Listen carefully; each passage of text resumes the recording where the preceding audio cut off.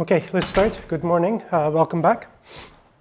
I'm going to take attendance today. There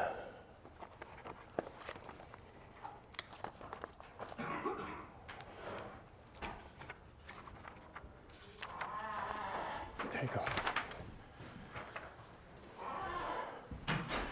So we're going to continue with calculus, differential calculus, differentiation and so on. We're going to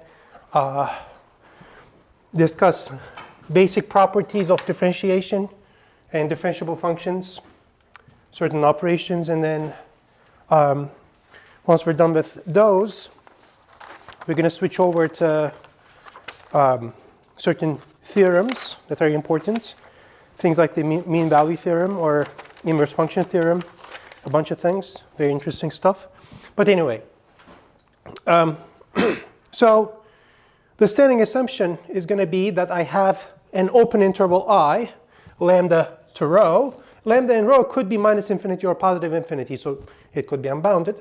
So this is in distinction, contradistinction with what we were assuming in the context of continuity, right? Like for continuous functions, we were assuming that they were defined on a closed and bounded interval, in other words, compact interval. When you switch over to differential calculus, it's typically more convenient to look at functions defined on open sets. Okay, so here's the first theorem. It says that if I have two functions, f and g, defined on I, taking real values, and a real number c, and a number and a point x star in the domain I, and if both of these functions are differentiable at x star, then a bunch of things, right? So the sum of differentiable functions should be differentiable, and the derivative of the sum should be the sum of the derivatives, and likewise the scalar multiple of a function should be differentiable, and the derivative of it should be the scalar multiple of the derivative. So this is the product rule. The product of two differentiable functions is differentiable, and the derivative satisfies the differentiation rule, the product rule. And again, there's a rule for division. So I need to assume that g is never 0. So this is, do any of you remember the formula for this? What is the derivative of f divided by g? There's a formula for it. F times g prime of x plus g times f prime of x over g Minus. ah. Yes. I'm also not sure if I'm in the right order. Yeah, Over I think. Something like this. Yeah. Like this. I think this is the correct version. G of x star squared. So I'm not going to prove all of them. Let's start with the first one, because I want to sort of showcase this little o notation a little bit more. You can always use epsilon deltas, of course, but it's I want you to get comfortable with this idea. Did we all sign this? Okay. I want you to get comfortable with little o notation. It is very convenient. Okay, so I'm going to do 1 and then 3. Okay, both using the little o notation. So this and this are going to be exercises. And this. So, proof. So, addition. So this is the addition formula.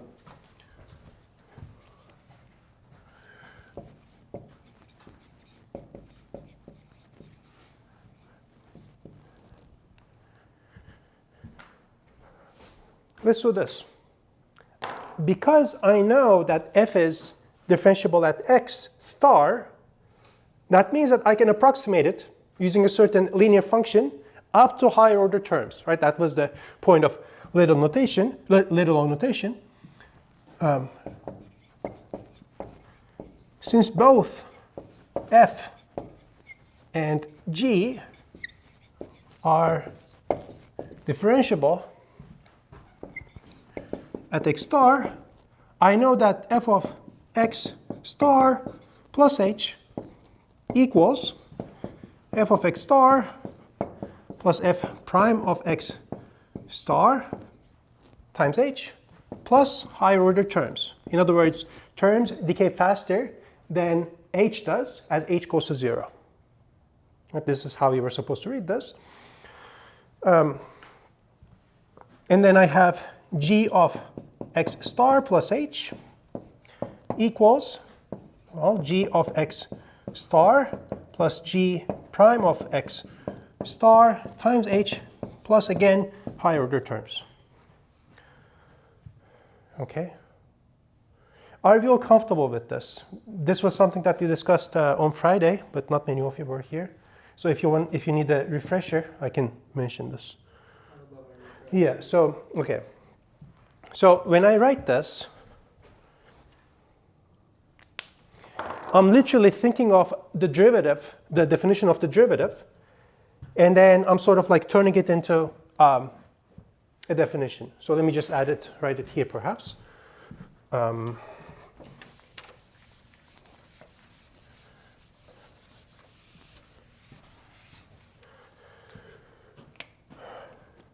So a little of beta of x as x goes to x star. Here I was being vague, but this little o is supposed to be as h goes to 0.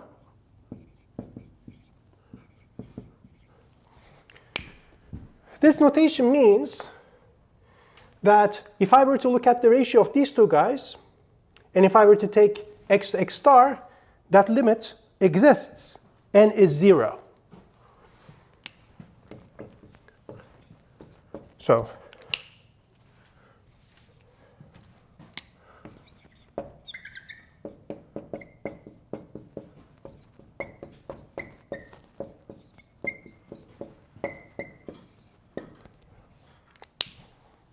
okay. Now, in the definition of differentiability, what do you say? You say that, well, the difference between these two terms, in order for f to be differentiable, you need to have that the difference between these two terms divided by h approaches to this.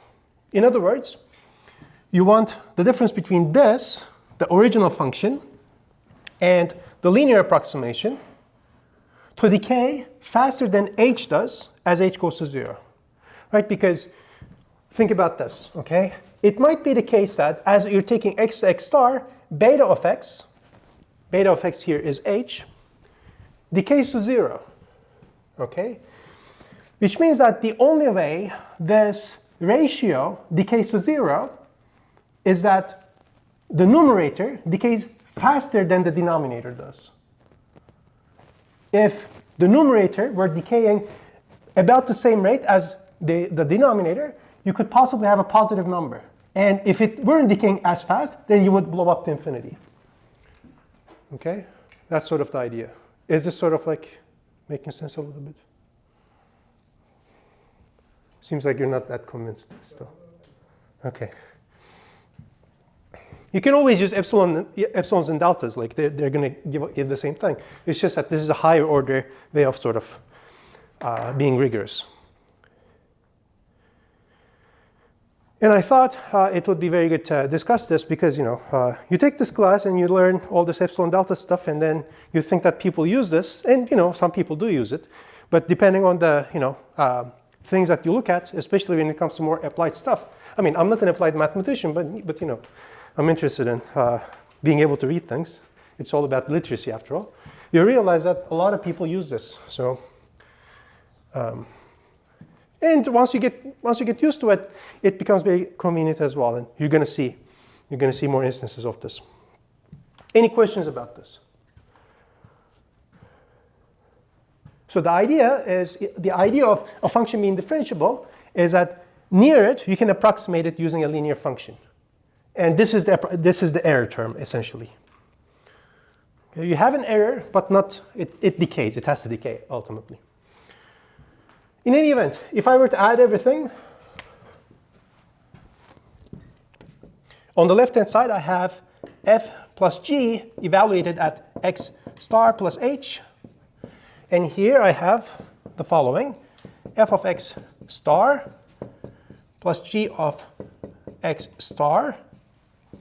So these are the constant terms. Now I have the linear term, so the order 1 term.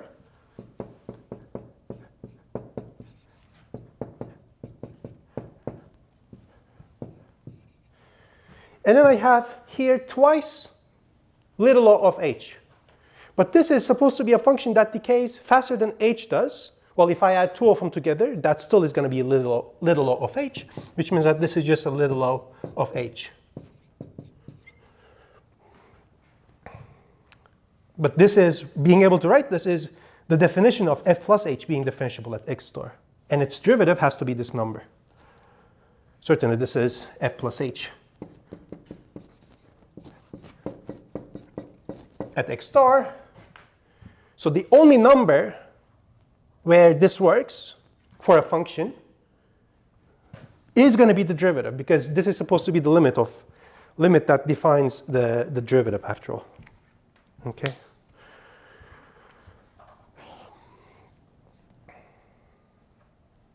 So are there any questions about this? This is somewhat sort of mysterious a little bit. How do you add two things and then you get one of the same thing?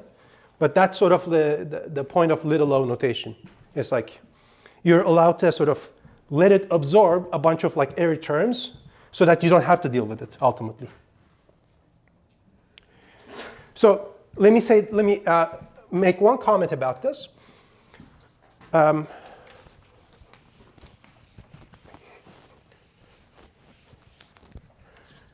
Let's say I have a function h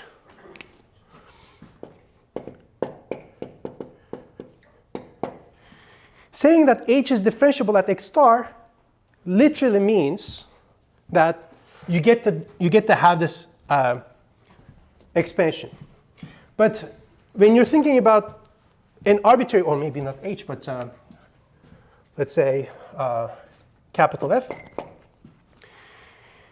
Initially, if you don't know what capital F is, quite possibly you don't have any control over these numbers also, right? Like you just know that they like you're trying to get that they exist. Here we were trying to get that this number exists. And so F is differentiable at x star if and only if f of x star plus h equals a plus b h plus higher order terms for some numbers a and b. Okay?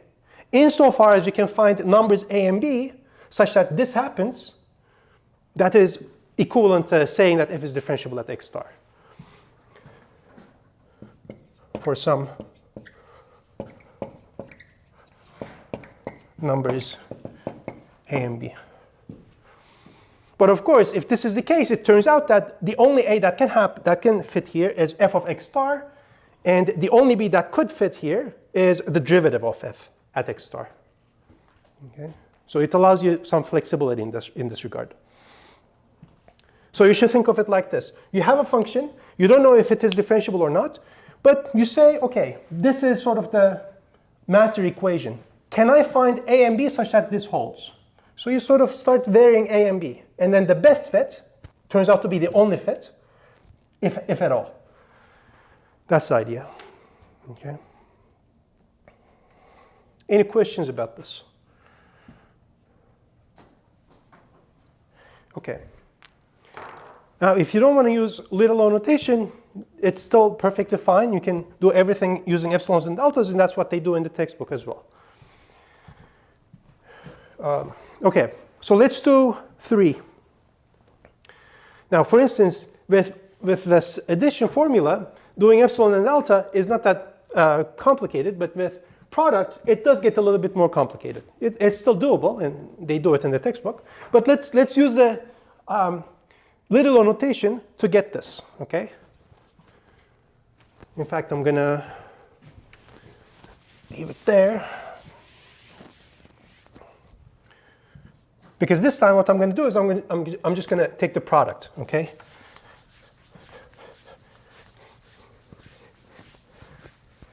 And I'm going to let this little o of h absorb extra terms. That's going to simplify a lot of the algebra that is required. So this is the proof for the product.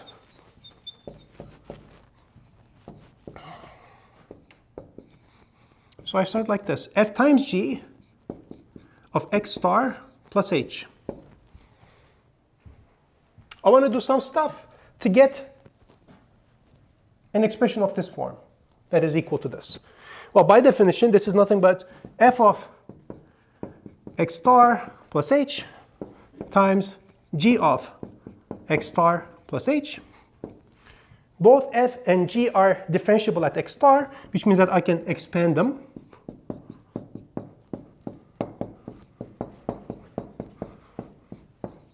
And then higher order terms times g of x star plus g prime of x star multiplied by h plus higher order terms. Okay. I just used the definition of f and g being differentiable at x star. Then what do? Well, you just open it up, distribute everything. Okay, so I have, so you need to be careful just a little bit here. So this is f of x star times g of x star.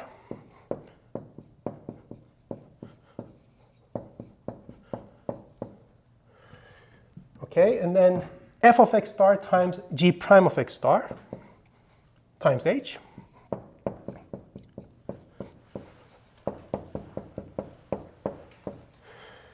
And then I have f of x star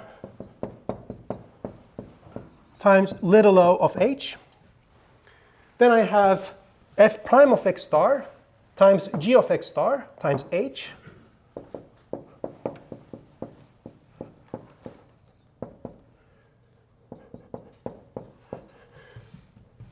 Then this, f prime of x star times g prime of x star times h squared.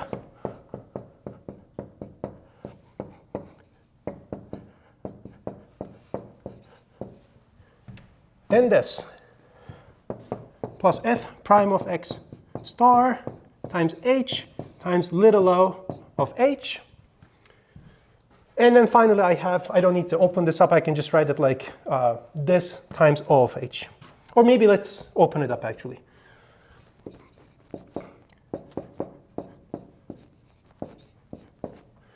This and then this is g prime of x star times h times little o of h, and then o of h squared.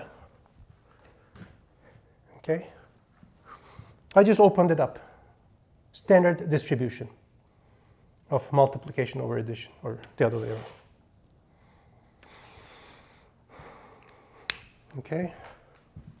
Now remember, keep your eyes on the prize. This is what you want. You want to turn that whole thing into something of this form. Okay? So I need a constant term. What is the constant term? Constant in h, right? So the only thing that is constant in h is this. Okay, let me continue here.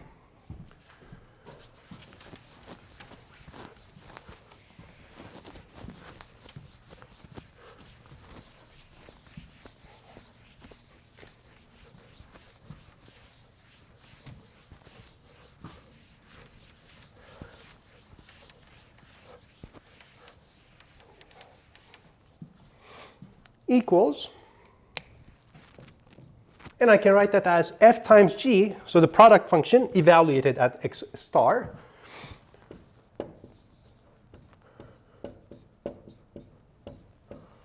plus.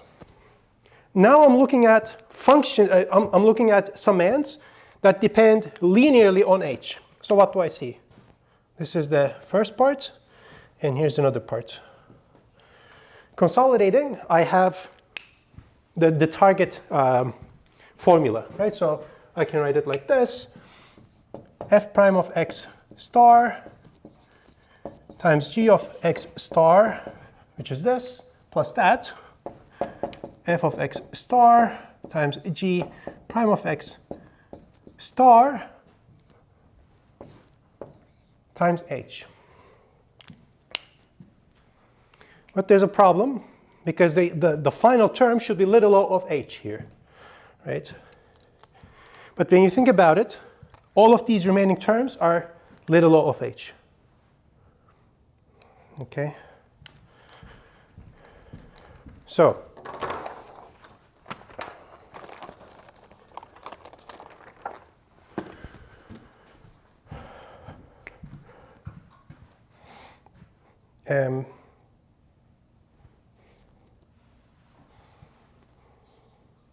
right, so this is a number.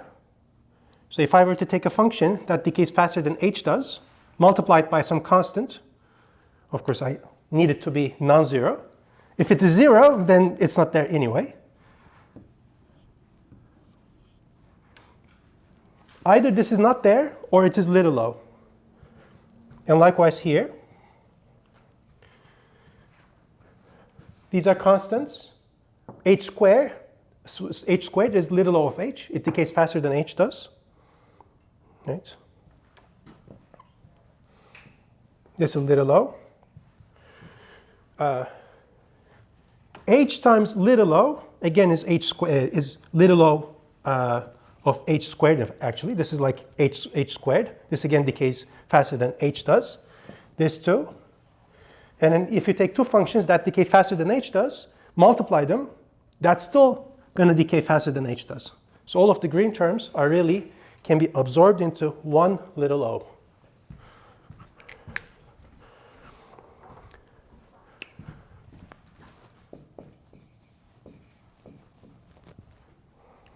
Okay, and that's the end of the proof. Because I told you that the moment you can write a function, this expression, in this form, it must be that this is the value of the function at x star, and this must be the derivative of the function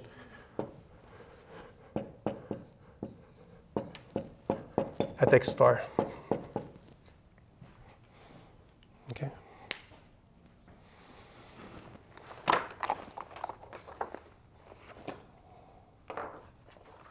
Any questions about this?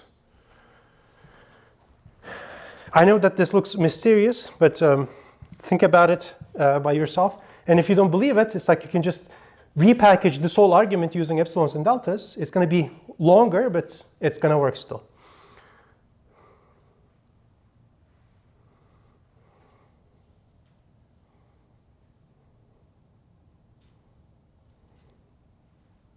Any questions about this?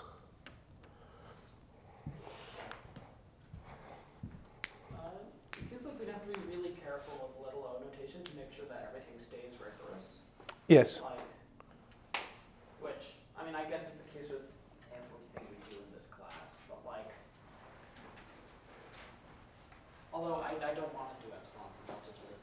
This is already, a paragraph long equation. I don't want to write a whole source of epsilon delta arguments. Well, I mean, so in practice, what you would do is this. You would write it out like this, and then you would open this up, and then you say, okay, so I have this term, and then I'm going to have a linear term from here, and everything else is going to be little o. You're not going to write anything else. So you don't need to write this middle equation. I just wrote it out to sort of be more clear. Yeah. Yeah, I mean, it's like there's a trade-off. Either you're going to sort of like use more sort of like low-level language, where you're allowed to be super specific about things. And somehow, like, if you just turn everything into logic, and if you sort of like keep logical steps, it's like everything sort of like follows. You only have so many things you can do, and it becomes very apparent where you're making a mistake. Now, when you switch over to a higher level language like little o, then it looks like you can do pretty much everything. But then you have to be a little bit more careful. That's sort of like the trade-off. So initially, obviously, when you're learning this stuff, it's good to look at epsilons and deltas, but we've been dealing with epsilons and deltas for quite a while. So I think it's good to sort of switch it up a little bit. Okay. So, well, we have plenty of time. So let's look at the next one, which I think really exemplifies how nice the little o formalism works. Chain rule.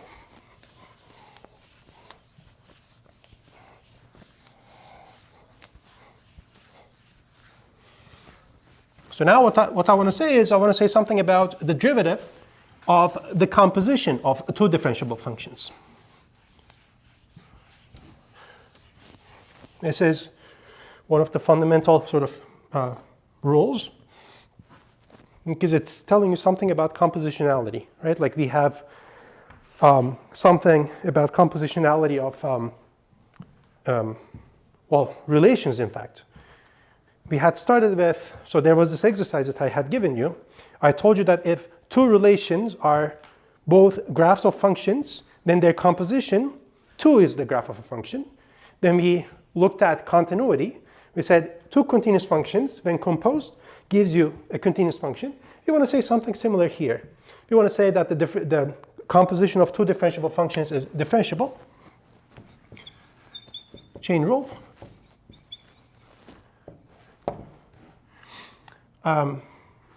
Let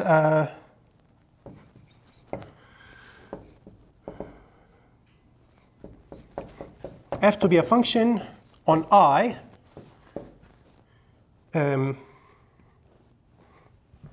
j to be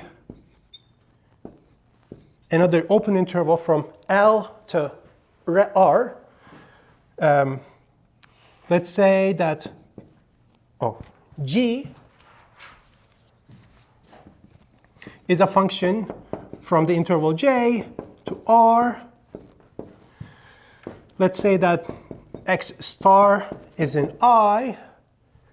Let me call y star f of x star, so that it like that. And let's say that the image of f is inside J, so that I can compose f and g.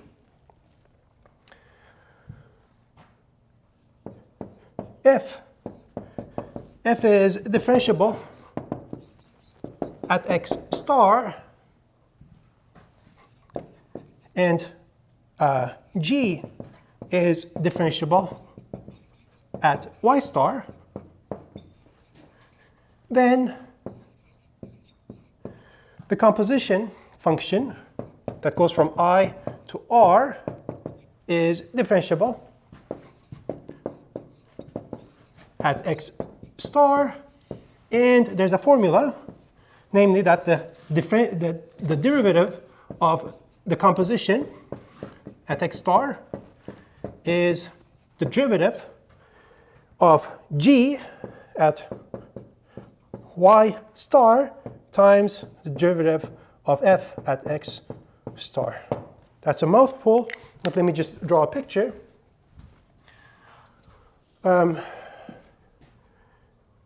Typically, we're used to visualizing functions as graphs. But in this case, since I have two functions, it's better to not think of them as graphs, but transformations in a sense. So this is what I want to think about, okay? These are 3 copies of R. Let's say that somewhere here is my open interval I, okay? So this is I, okay? In it somewhere, I have x star. F maps I to reals in such a way that its image is inside this other interval. So I have another interval here, which is j. And f takes this interval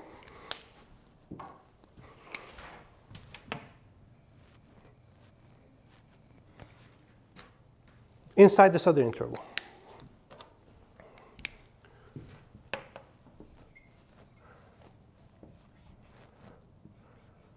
Let's open both of them. Oh, it should have been blue.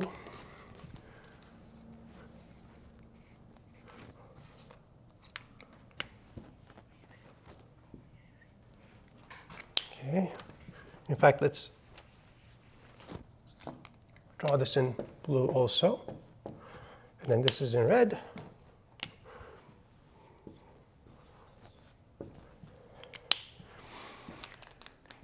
Okay.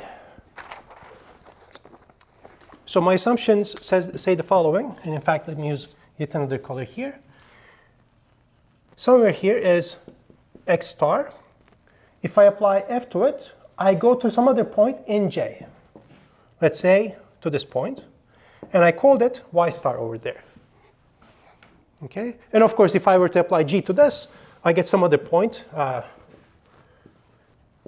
which is g of y star, which is the same thing as g composed with f at x star, because y star came from x star. Okay, this is the picture.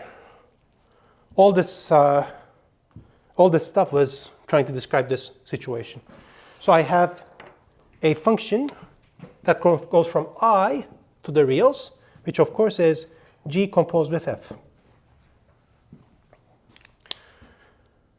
Okay? Now what I want to say is, okay, what is the derivative of this composition function at this point? Okay? And it says that the derivative of the composition function is the product of the derivatives at the appropriate points. Okay, so here's a proof.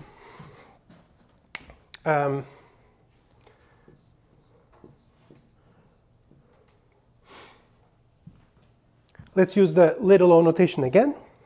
So I'm going to start with g of f at x star plus h. And I'm going to try to manipulate it.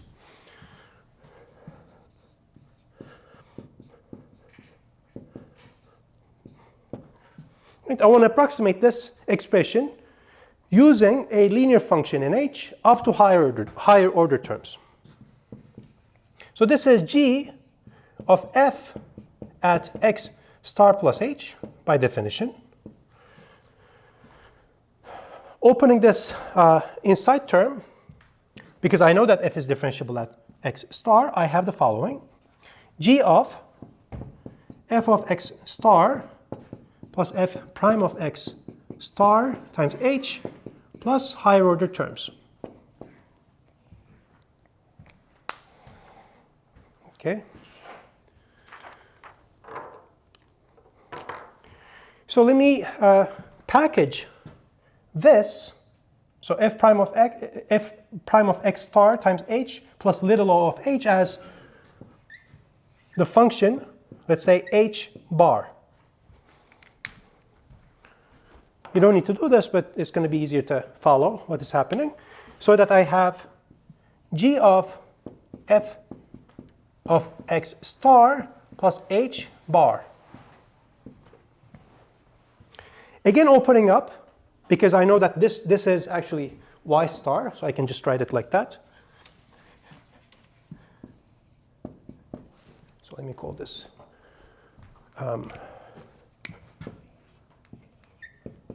y star because of that.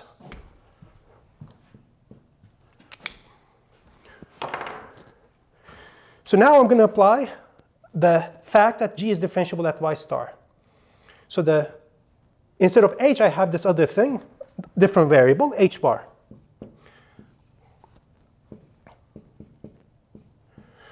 So that's the linear constant term, and then I have the linear term multiplied by h bar plus little o of h bar.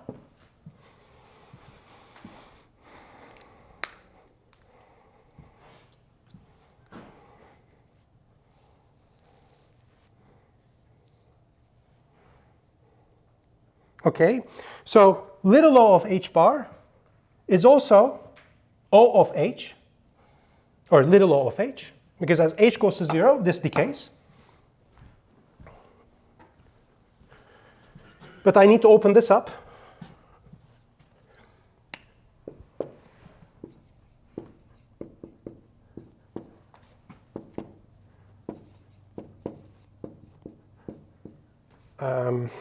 this.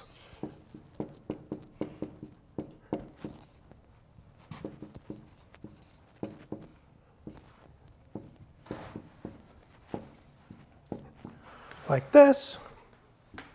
And then again expanding, you see, I have what I want. So, I'll finish here. That's my constant term, plus g prime of y star times f prime of x star times h, plus a constant multiple of O of h.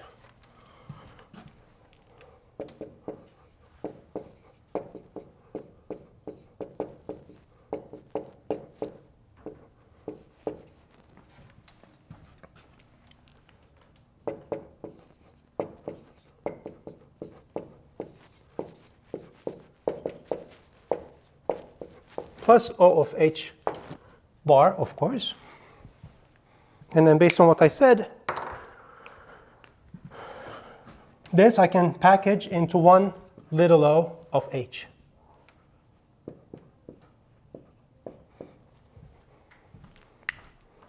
And that's the end, because I got the value of the function, g composed with f at x star, plus some term that depends linearly on h. Its coefficient is going to be the derivative, plus higher order terms. Okay?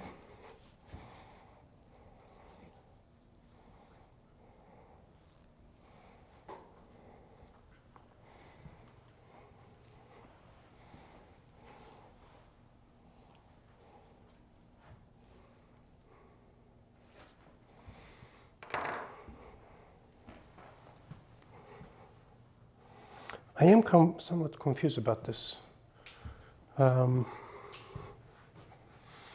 Because here I said that little o of h bar is little o of h.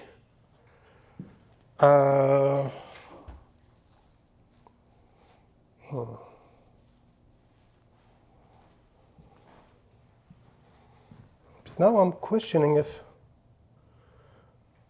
this is correct.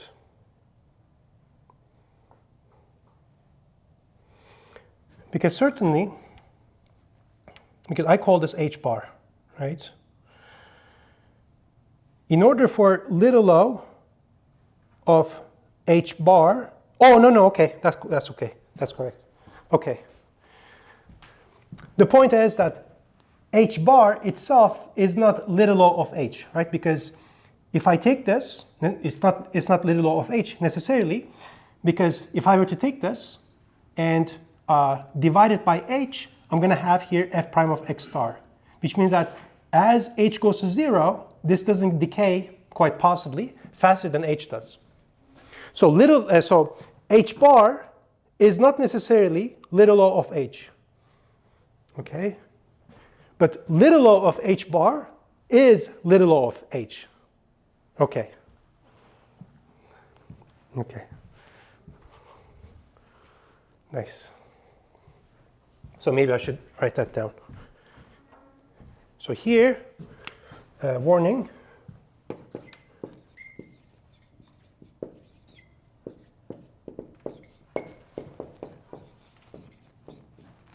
H bar here is not little o of h.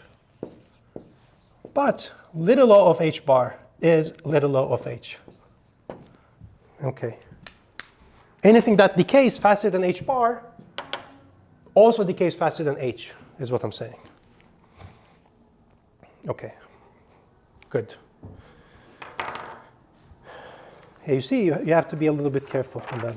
Anyway, it's easy to sort of get confused about what is happening. I mean, in this case, things were rather straightforward because I knew that this was the rule. Right? From like single variable calculus from the classes we took before, I knew that that was going to have to be true. So,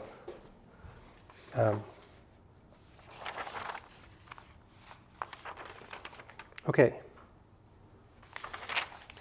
Any questions?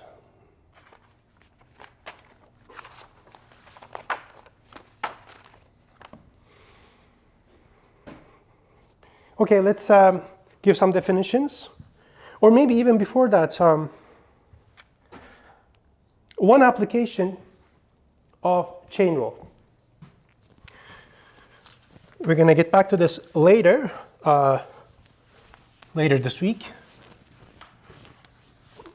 But let me also introduce some terminology. So we use this phrase, homeomorphism, for a function between metric spaces, let's say, that is continuous, that is a functional inverse, and its functional inverse have to be continuous as well. Right? So in problem set 5, you're going to look at a bunch of things about like homeomorphisms of the interval. So I want to have a terminology, a term that is similar to that, but for the context of differential calculus. And it turns out that the appropriate term for that is a diffeomorphism. Definition. I have, as before, the open interval, lambda and rho, and then let me take another interval j from L to R, left and right. A diffeomorphism,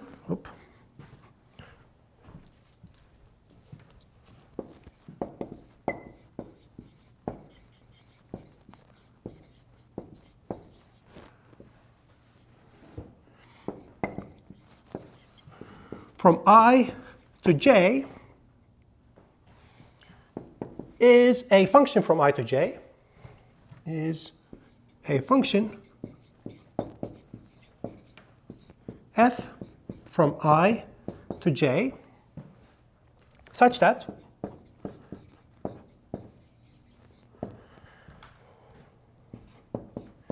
well, first of all, it is differentiable everywhere.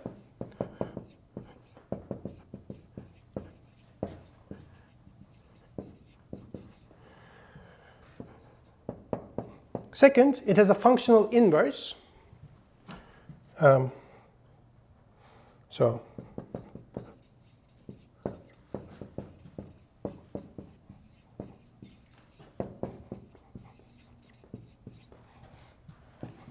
F inverse that goes from j to I. And third, this F inverse 2 is differentiable everywhere.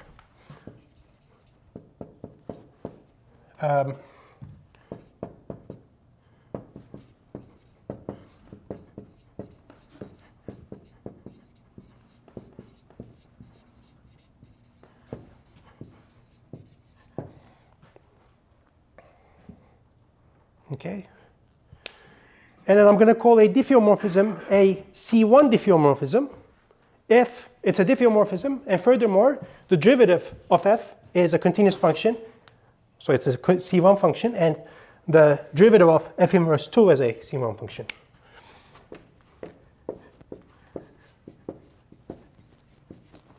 C1 diffeo is a diffeo f from I to j such that the derivative of both f and f inverse are continuous.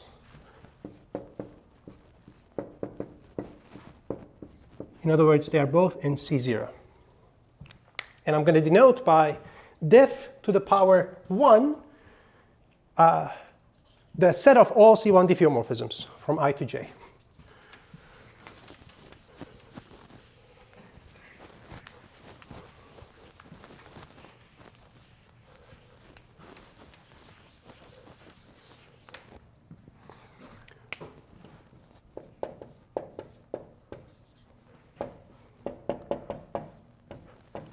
To j.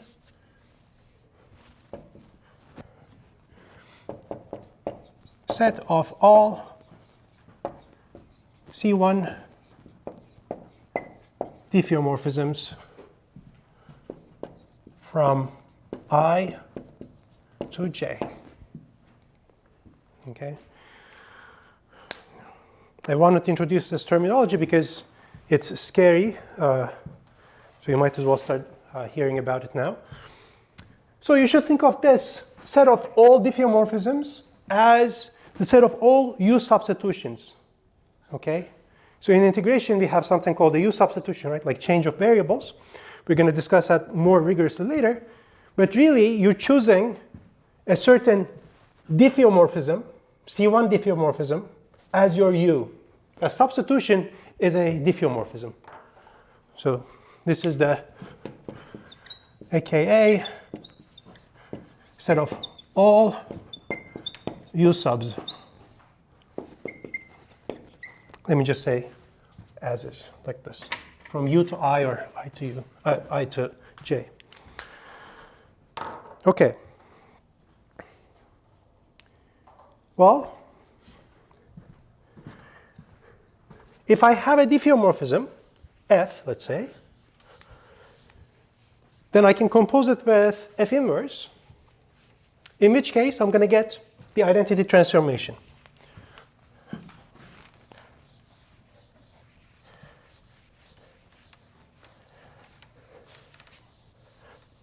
So claim.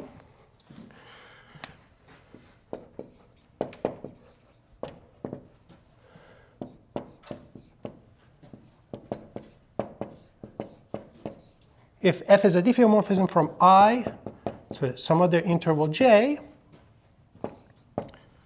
and X star is a point in I, then I can relate the derivative of F at X star to the derivative of F inverse at F of X star. Namely, that the derivative of F inverse at F of X star is the reciprocal of the derivative of F at X star. Well, maybe I should say also that F of X star cannot be 0.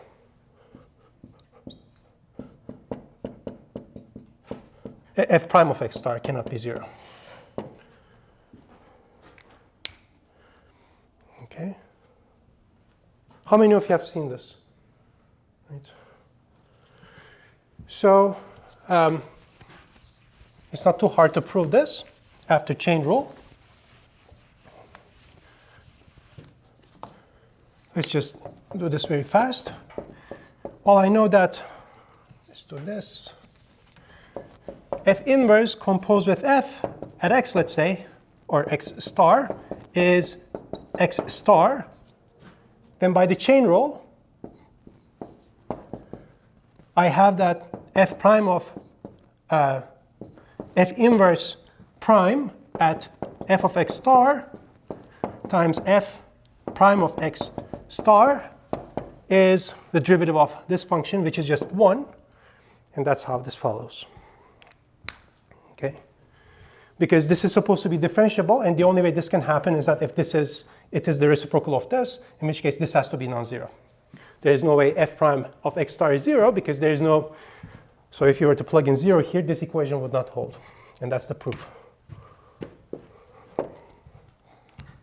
Okay.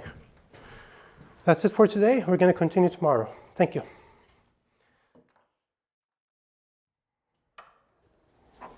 Okay, let's start. Good morning. Going to take attendance today. So today I would like to start talking about these notions of critical and regular points that possibly you're familiar with from calculus. How many of you have seen things like this? When you're trying to understand a function, you look at sort of like special points and so on. So we're going to discuss these, and then we're going to start developing the machinery toward the mean value theorem and so on. So now, right now, I am skipping this very important theorem, which is called the inverse function theorem. Remember, yesterday, we ended up with saying that if I have a diffeomorphism, a function that is differentiable and has a differentiable inverse, then the derivative of the inverse at f of x star is the reciprocal of the derivative of the function for f diffeo.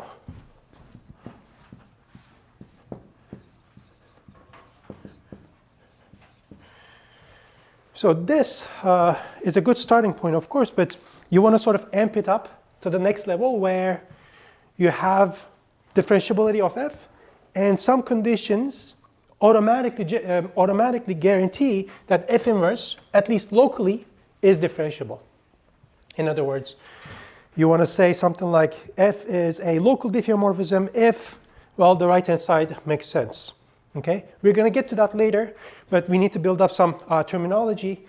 There is a version of this in the textbook of this theorem that I'm mentioning. This is called the inverse function theorem, one of the main results in differential calculus.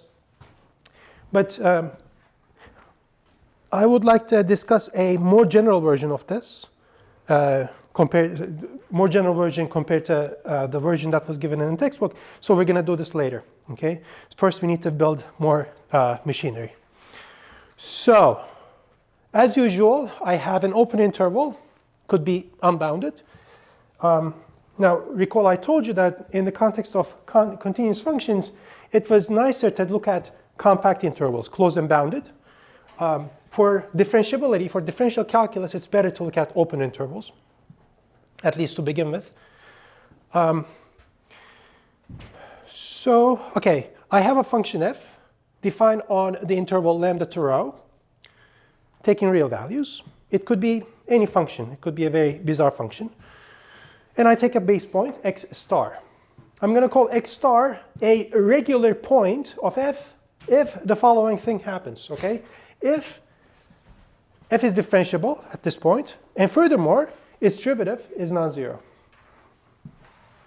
I forgot to write that.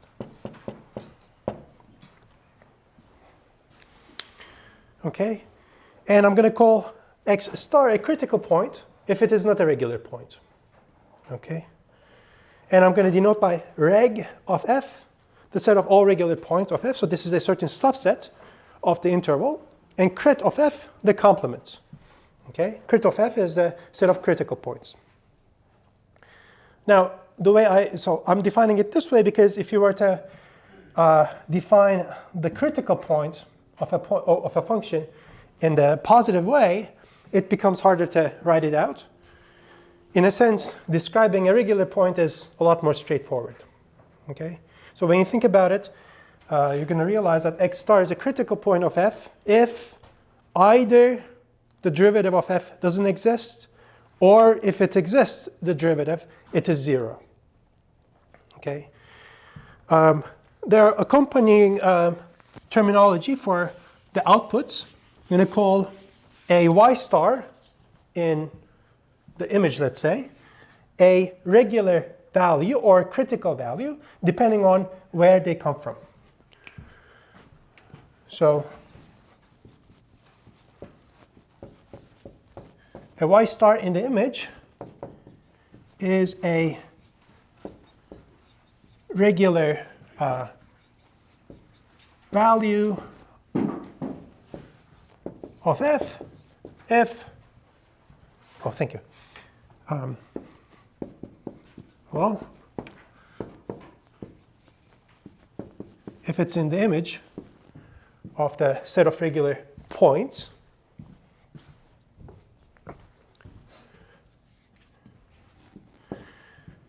and y star in the image is a critical value of f if, well, y star is in the image of the set of critical points.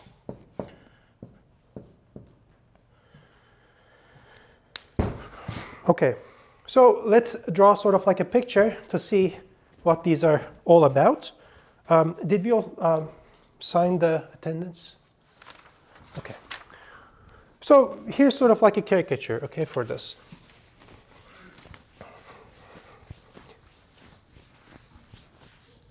So regular points or regular values are where things are nice, right? That's how we should think about it. Critical points or critical values are where things change, okay? In a sense, these are sort of like the special points where the function really tells you something, because it's doing something bizarre in a sense. So let's draw sort of like a picture. So this is an example. I'm not going to write down the definition of the function. Let's say that this function is defined from here to there, lambda rho. So this is my open interval I. I'm not going to write it. So f is defined here. And let's say that f is something like this.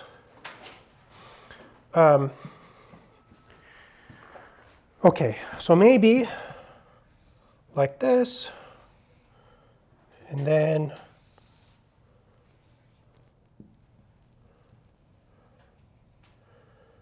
like so, and then like this.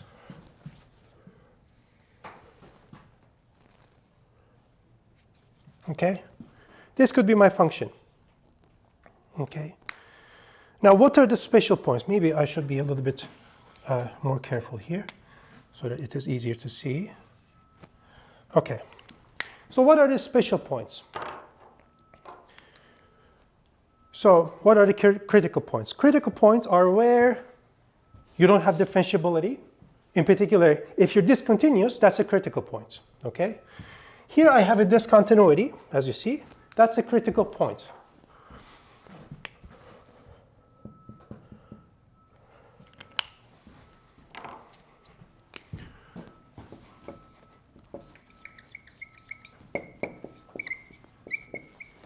Crit of f.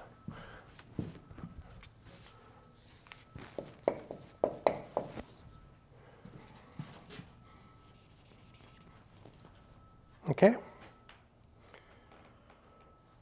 Now, this is supposed to be a kink.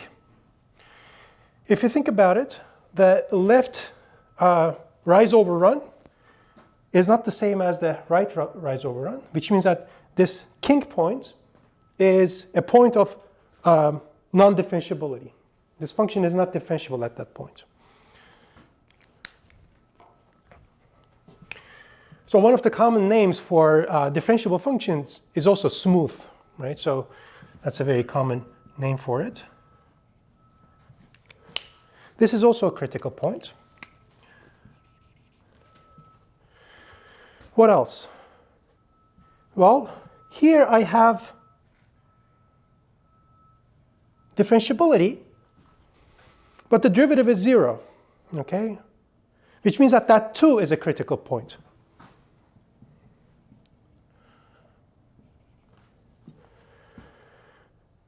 Okay, then I have another point here, like this. So I have indeed 4 critical points. Okay, so this set of 4 points is the set of critical points. Of course, maybe I should change this just a little bit, because maybe what happens is something like this, actually.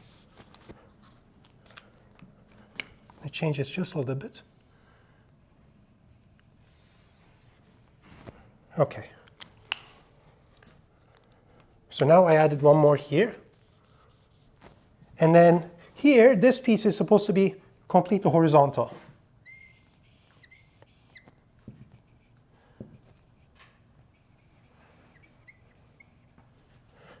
And then there's another one here. Okay?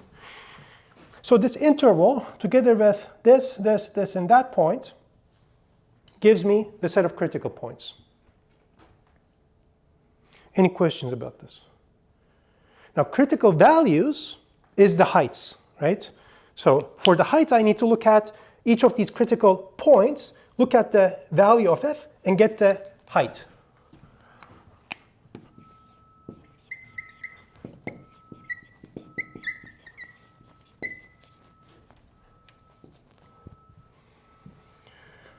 So I have here this guy, and then this whole interval where my derivative is 0 becomes just 1 point because it's just horizontal there. Then I have this height, then this height, and then this height. Okay?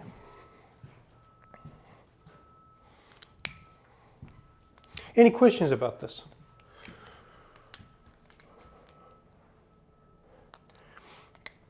So what we want to do is, we would like to relate some of this geometric understanding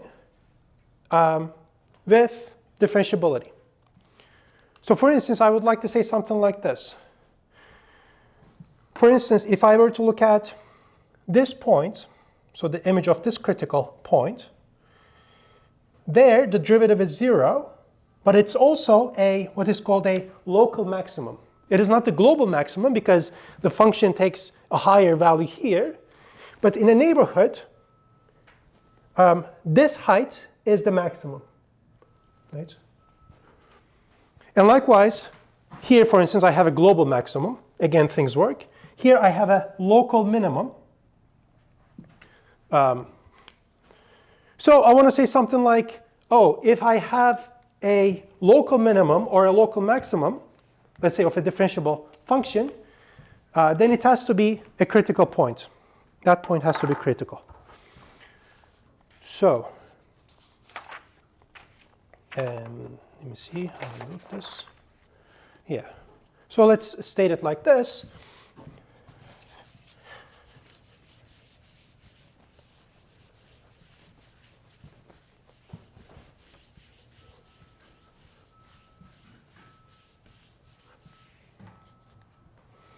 It'll be perhaps a little bit cumbersome to define what is a local maximum or minimum.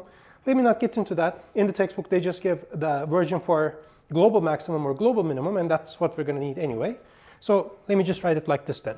So here's a theorem.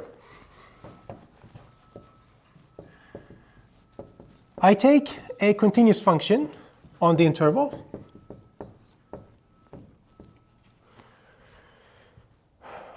And let me take a point as well. If x star is a, let's say, global maximum, then it has to be a critical point.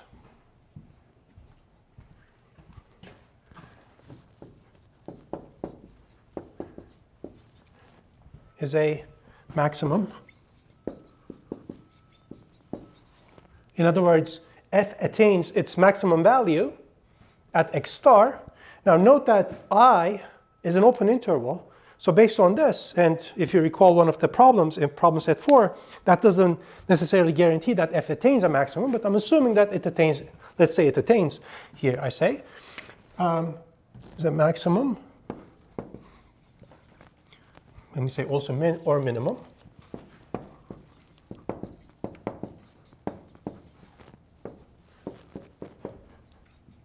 Then x star is a critical point.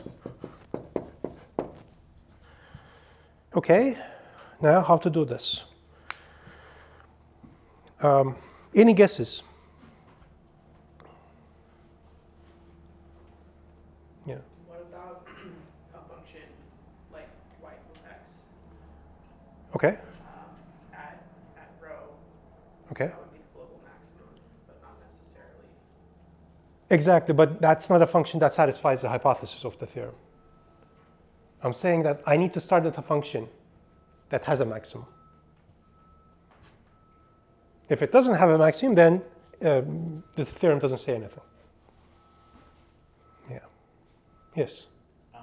Could you possibly say, like, if you know that it's a maximum, that means that value before it has to be, or like the derivative before it has to be positive and then it has to be negative, so at some point it has to change? Almost, except that you don't know that the function is differentiable. Okay. So, I think for this, there are multiple sort of ways of describing, proving this, and Taylor does this in the direct fashion. But what you can do is you can go the contrapositive direction. So let's say not the conclusion. So let's say that x star is not a critical point. In other words, let's say that x star is a regular point and show that it cannot be a maximum or a minimum. It turns out, I mean, for me, this was a lot easier. So here's what I can say then.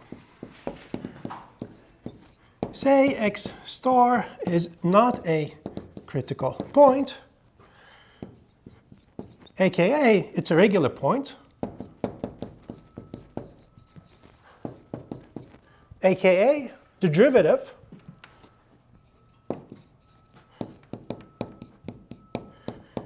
of f at x star exists, and it is not 0. Okay?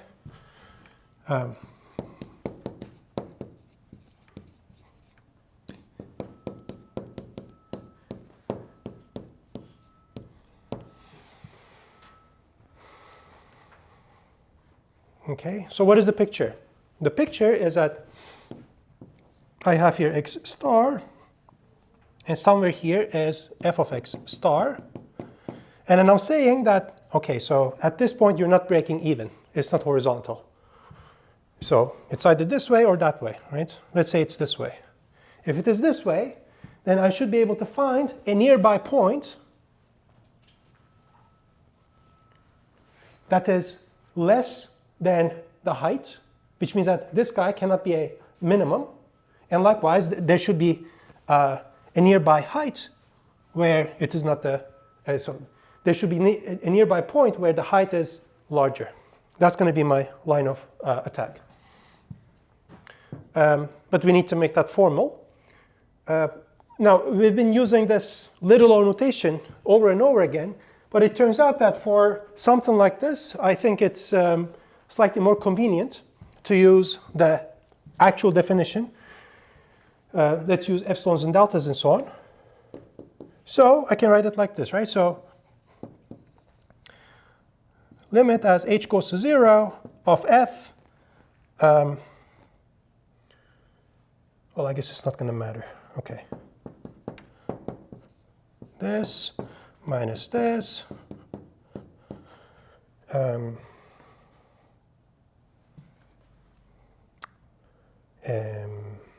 Yeah, okay, fine. Minus f prime of x star in absolute value is 0. That's the definition of f prime of x star existing. Now I'm going to open that up. So for any epsilon, right, there's a delta such that if h is such that its absolute value is bounded by delta, then this difference should be bounded by epsilon.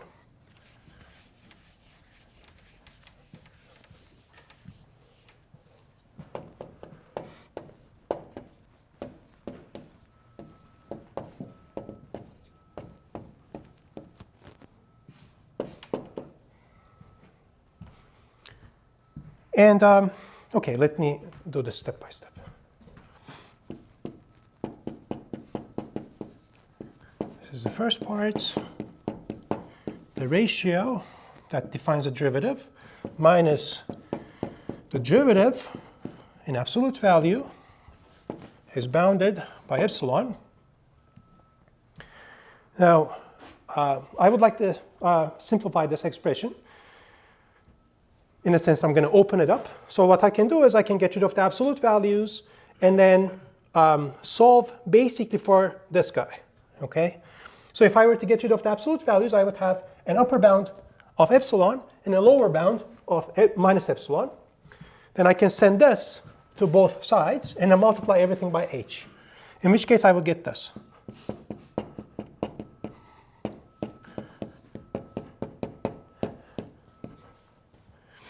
So this is f prime of x star plus epsilon times h. And then here I have f prime of x star minus epsilon times h. And in fact, let me go one step further and have this guy in the middle only.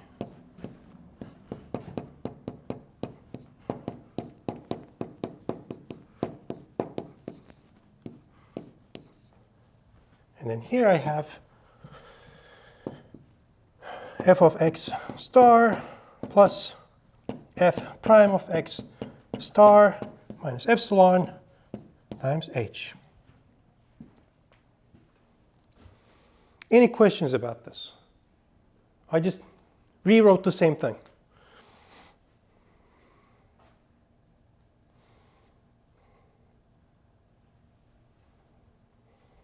First, I opened up the absolute value so that I had an upper bound of epsilon and a minus epsilon. Then I sent this to this side and to this side as well. In other words, I added f prime of x star to each part. And then I got rid of this denominator by multiplying everything by h to get this. And then I added f of x star to each part here to obtain this inequality. Does this make sense? Okay. So we're trying to formalize this idea that I told you. So what I can do is the following. You see, here h is positive or negative. But of course, if I were to take h to be positive, that means that x star plus h is to the right of x star. And if I take h to be negative, that means that x star plus h is to the left of x star. Right? So what I want to do is this, okay? Because I'm going to look at positive h or negative h, I want this coefficient to be positive. Okay? Let's say, without loss of generality, f prime of x star is positive. It's either positive or negative, depending on what is the case. You just have an analogous argument. So let's say that without loss of generality,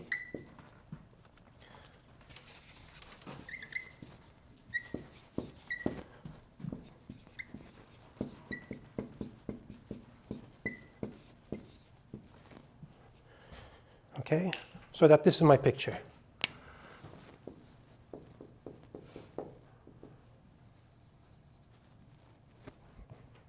Right. Slope is up. Okay. Now, if I were to choose epsilon sufficiently small, then I can guarantee that this coefficient next to h is positive. For instance, I can choose epsilon to be f prime of x star divided by 2.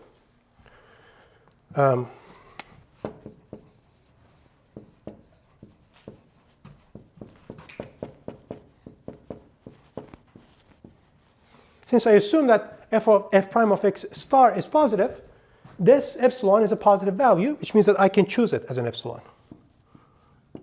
Okay? Let me continue there.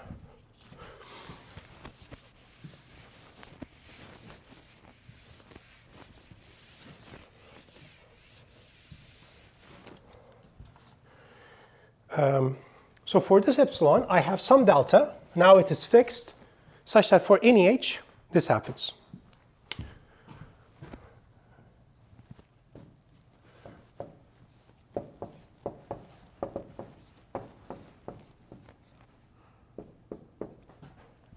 So on the left side, I have f of x star plus, what is this? Now, I'm subtracting from this half of it, which means that this is going to be f prime of x star. It's a positive number.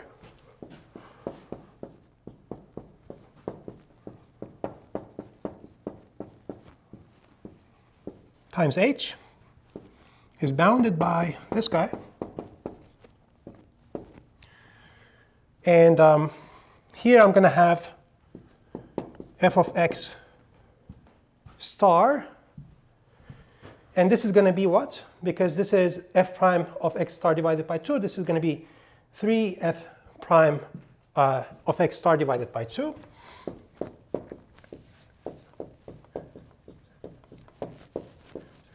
Times h.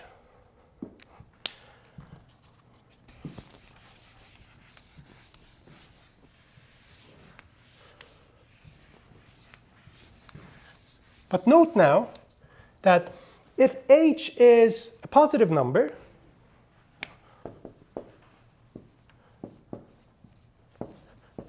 so let me write it like this. Delta was positive, so this is a positive number now.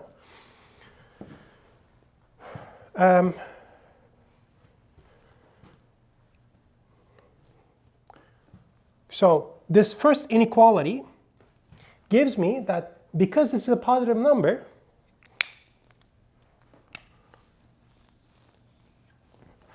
this is positive.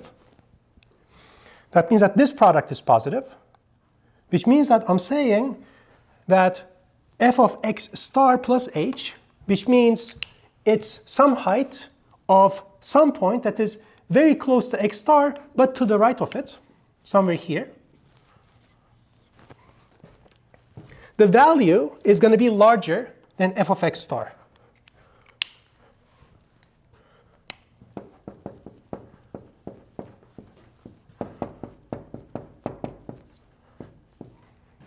Which means that f of x star cannot be a maximum. I can find a larger value. So that f of x star cannot be a maximum.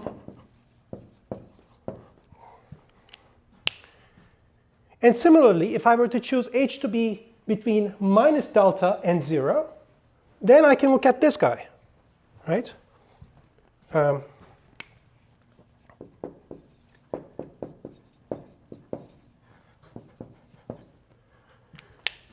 So here I use this for h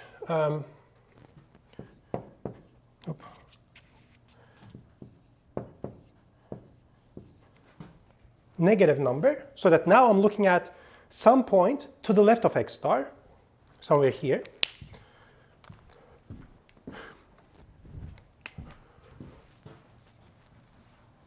You see the height there is going to be less than the height of f at x star.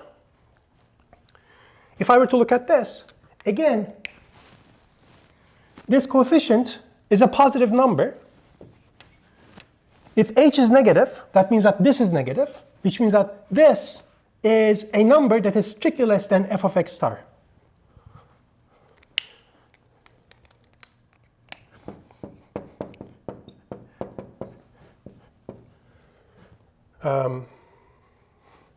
Strictly less than this guy.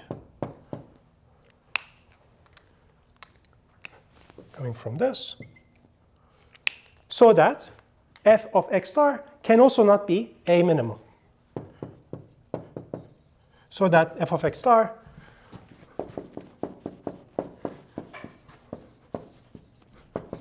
cannot be a min either. And that's the end. Because the claim was that if x star is a max or min, then it's a critical value. I proved the contrapositive. I started with a regular value, a regular point, and I showed that it cannot be a min or a max. Okay. And in fact, when you think about this, whenever you have a regular point, I'm saying that it cannot be a local max or local min, because this is a local argument. So here's an exercise. Define what is a local minimum or a local maximum.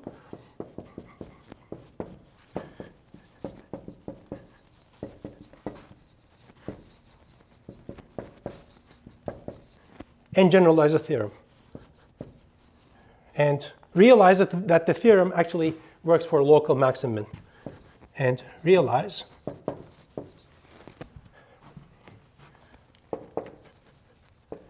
that the proof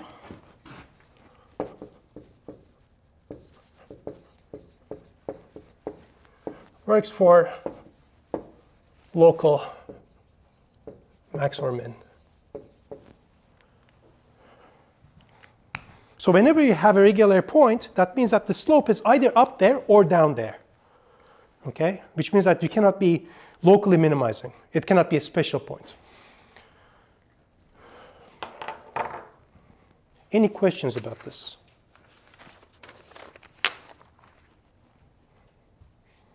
This is somewhat convoluted to write down, but when it comes to calculus, it's going to be very important for you to, especially differential calculus and so on, it's going to be very important for you to draw a picture and sort of like have an idea as to what should be the case, and then sort of upgrade your understanding into an argument that is formal.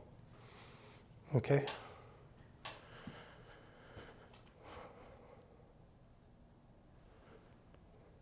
Yes? Without the loss of generality, was that just referencing like greater than 0 and less than 0? Exactly. Oh. Right? So if f prime of x star is not 0, then there are two cases. Either it is positive x or it is negative. And they're like similar enough, so you can just do with Exactly. Yes. Yes.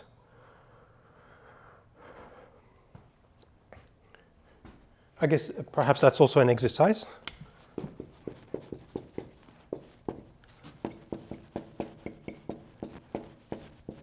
Look at this case. Try to prove the same thing using this case. Everything's going to work pretty much the same way, except that your picture should be now that you have a slope down.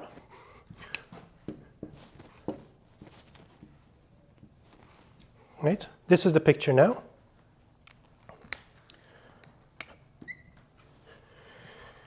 Which means that as opposed to this case, where we were expecting to increase to the right and decrease to the left, you should be expecting an increase to the left and a decrease to the right. That's the only difference. So pretty much everything except, so all you're going to need to do is switch some signs in an appropriate fashion, and then it's going to work. It's a good question. Any other questions? Okay, so now we're at the mean value theorem. But before doing mean value theorem, let's do a simpler case of it, which turns out to be very useful because it really sort of like describes, I think, the connection between mean value theorem and a bunch of different things and the notion of critical points. Okay? So the idea of critical points is, on the one hand, of course, if you have a function, it allows you to understand it. These are sort of like the important points where things change as to the behavior of the function. But it's also the case that, oh, you know, if you have something, some quantity, and if you want to understand it, what you can do is, that's like a very common thing to do in calculus and in anything where you apply calculus, well, you differentiate the thing and then you set it equal to 0. Right? So you're looking at critical points. Those critical points tell you important information. And so this special case of the mean value theorem is an example of this. And so it goes like this. It goes by the name of Rolle Lemma. Okay. Let me delete this.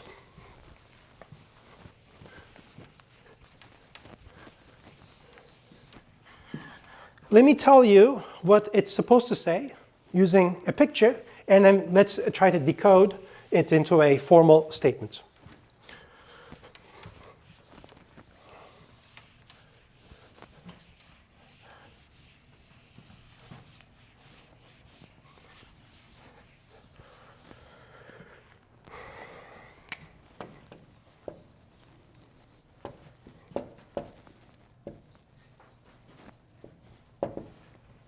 So the picture I want to make sense of is the following.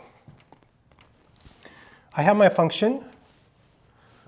It's defined on this open interval, lambda to rho.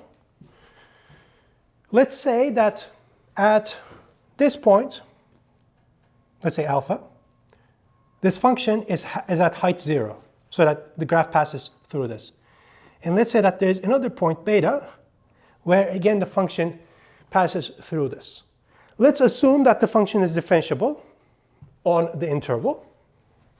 I want to say something like, oh, if the graph of my function passes through alpha and beta, which are at height 0, then it must be the case that I don't know what happens here, but somewhere in between, its derivative has to be 0. In other words, in between alpha and beta, there has to be a critical point. Okay? In other words, what goes up must come down. Where the behavior changes is a critical point. That's the idea. And of course, maybe it's not going up, maybe it's going down. Or maybe it's doing both, right? It could be multiple things. I just want at least one. So maybe it's like this. Okay, there are multiple, of course. I just want one. I want to be able to find at least one critical point between any two zeros of the function. Okay. So here's the statement. Let's let f to be a differentiable function.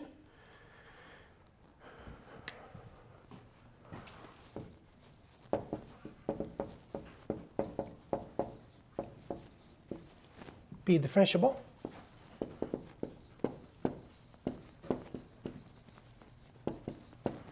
Let me let alpha and beta be in the interval, and let's say that for simplicity, beta is after alpha.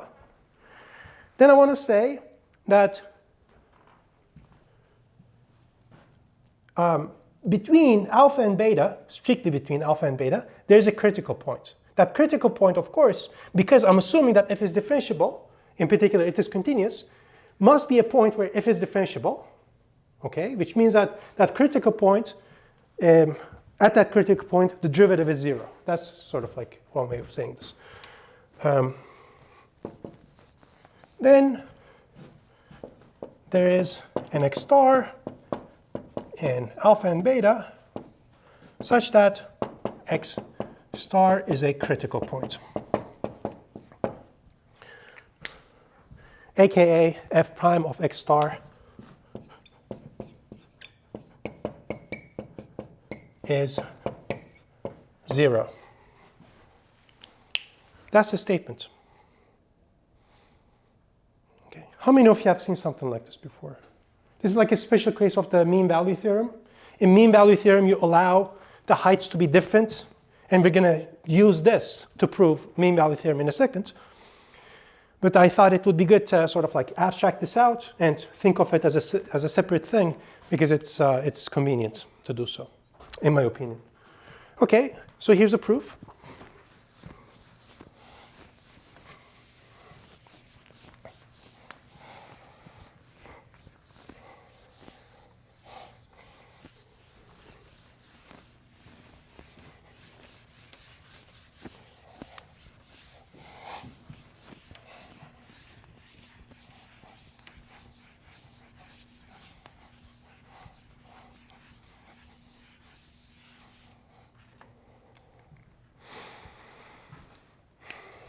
Let's see.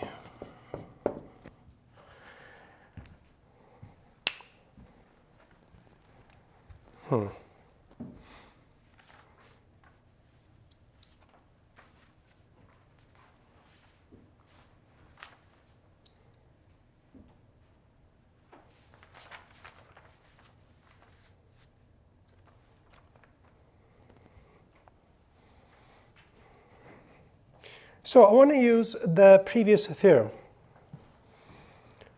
So I want to come up with a continuous function, and I want to find a maximum or minimum of that continuous function here. Then using the previous theorem, we're going to have that at that maximum or minimum, we're going to have a critical point.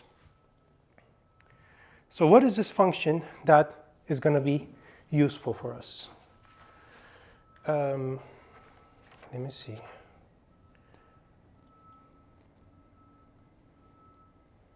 Oh, okay. So let's think about this.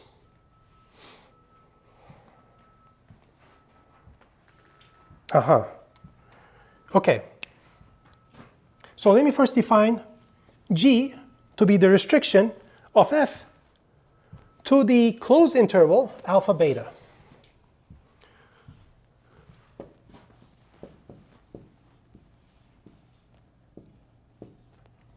Okay. So it's a continuous function on this closed and bounded interval.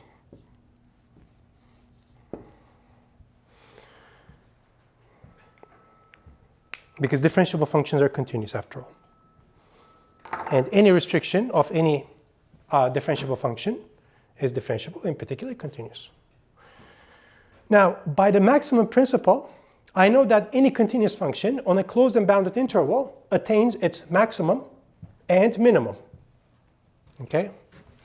This was something that we discussed when we were discussing continuity. By the maximum principle,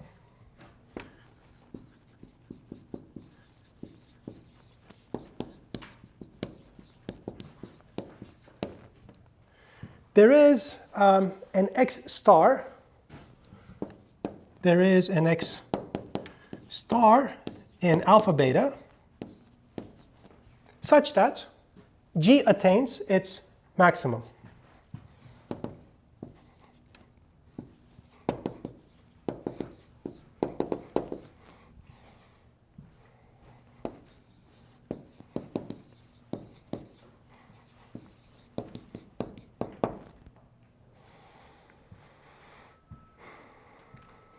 Well, G is differentiable, and because it is attaining its maximum at that point, that means that at that point, we have a critical point. That's fine, but that doesn't suffice, because I want x star to be strictly between alpha and beta. Now, the maximum principle doesn't say anything about whether or not x star is inside, so in between, or in the boundary. So we need to argue about that. We need to sort of make sure that x star indeed falls strictly between alpha and beta. Okay, so we have two situations.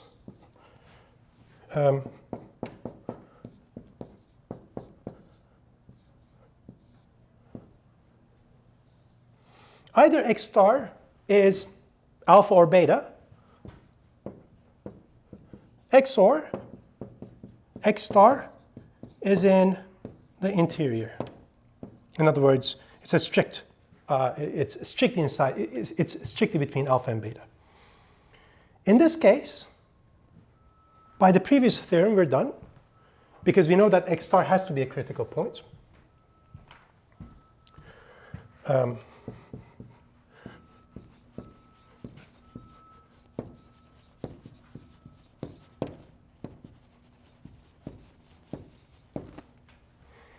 In this case, we have to argue more. Okay. If x star is alpha or beta, well, I know by assumption, I didn't write the assumption, of course. I drew it, but I didn't write it. If f of alpha equals 0 equals f of beta, then, of course, okay, now it works. Well, in this case, if x star is alpha or beta, that means that f of x star has to be 0.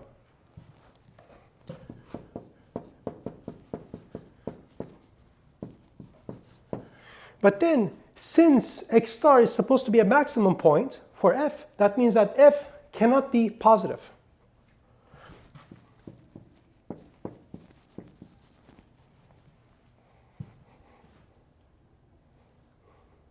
Okay? So at this stage, I know that, oh, okay, so if x star, so this maximum point, is in the boundary, that means that f cannot be going up. It has to go down, right? If it has to go down, what you can do is you can look at the minimum point, because the maximum principle also tells you that there's a point where the function attains its minimum. Okay? Now we have to go further.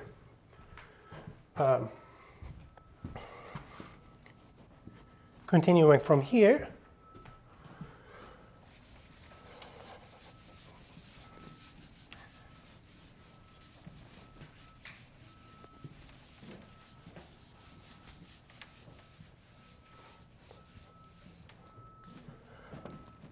so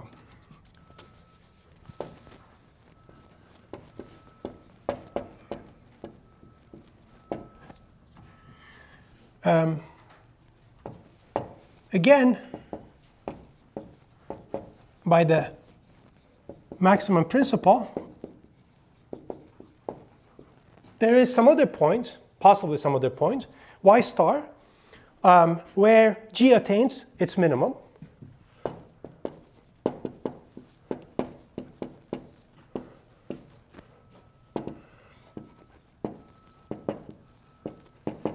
G attains its minimum. And again, I have a dichotomy. Either y star is in the boundary, or it's in the interior. It's strictly between alpha and beta.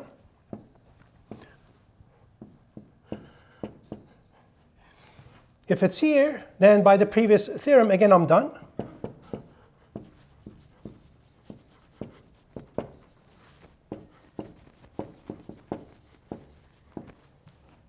How about this case? Well, y star is supposed to be where f attains its minimum. But then, at the boundary, I know that f is 0, which means that f is a function such that it is not positive, less than or equal to 0 at any point, but its minimum too is 0. That means that f is actually constant. It is constantly 0.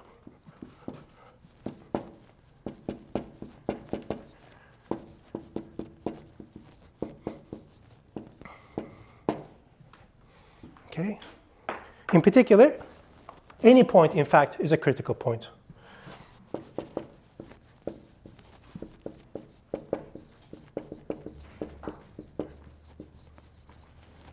Any point in alpha and beta.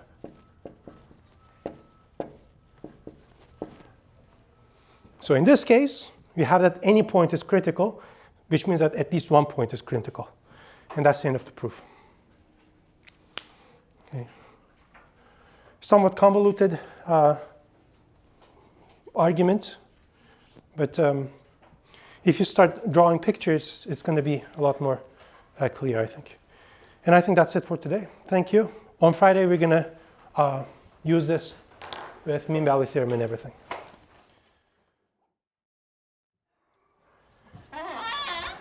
Okay, let's start. Good morning. Not too many people today. So today we're going to work on ideas about using notions of critical points of differentiable functions to get interesting results about such functions. And it all starts with this Rolle Lemma that we proved last time. It's somewhat convoluted a little bit, but it's very useful, and a lot of the statements are going to follow immediately. Now, if you look at the schedule, in the tentative schedule, I was hoping to start integral calculus next week, which we're still going to do, but I think I'm going to take maybe 1 or 2 classes next week to discuss more properties. So there's one thing that is in the textbook. There's a whole section on what is called the L'Hopital rule that gives you sort of like a method of evaluating certain limits. I mean, it is an important thing, of course. It's very convenient to be able to do this, but I don't know if the proof is very illuminating. So I'm debating either proving it or not proving it, or maybe proving some other things about critical points.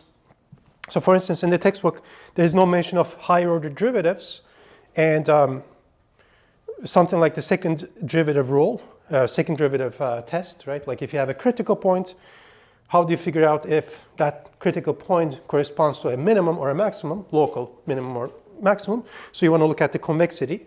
So that's about something, that's something about the second derivative. So the textbook doesn't mention anything about that, which I think is more applicable, more useful than L'Hopital.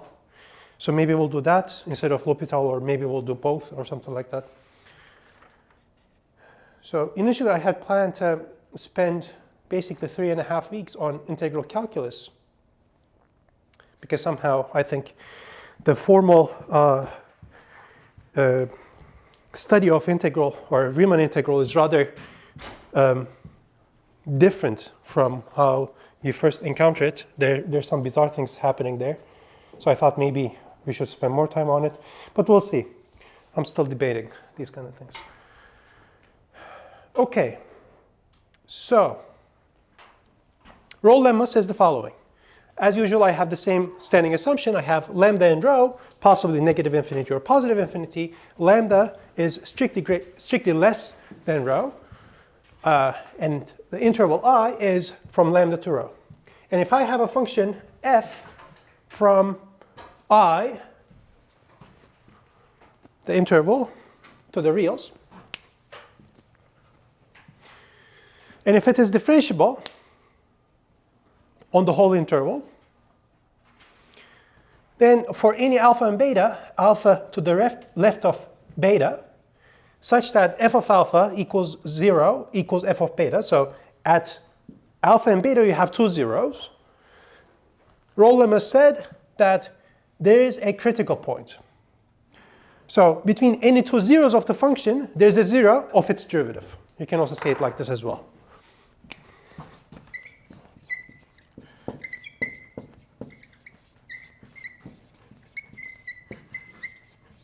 Two zeros of f, there is a zero of f prime.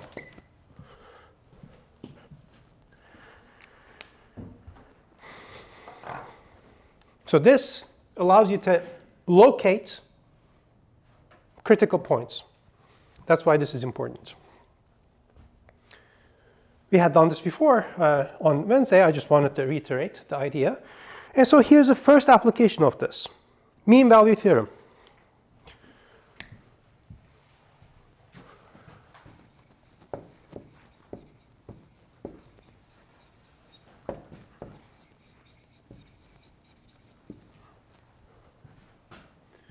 So it says the following.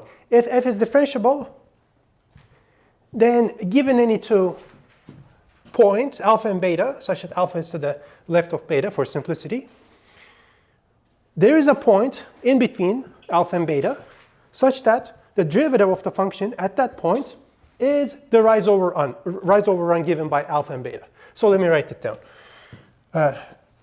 Let f from I to R be differentiable.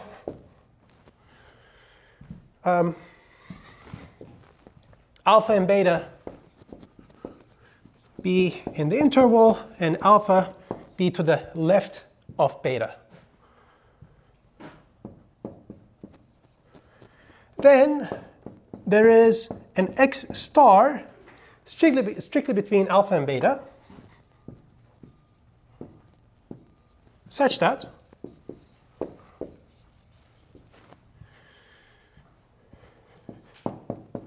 f prime at x star equals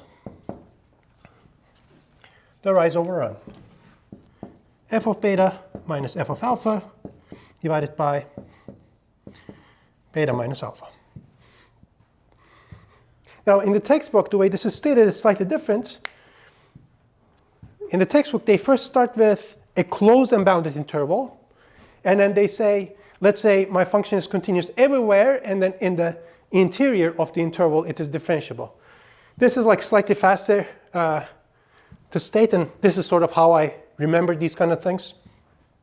So I wanted to restate it this way. Okay, and so maybe let's draw the picture as well.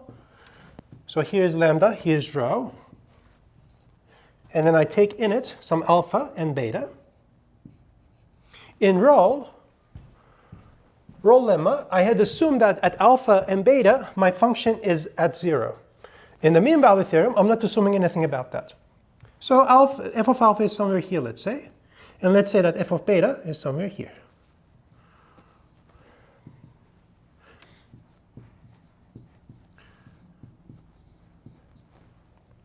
And so what is this? This is the rise, you see, in this triangle.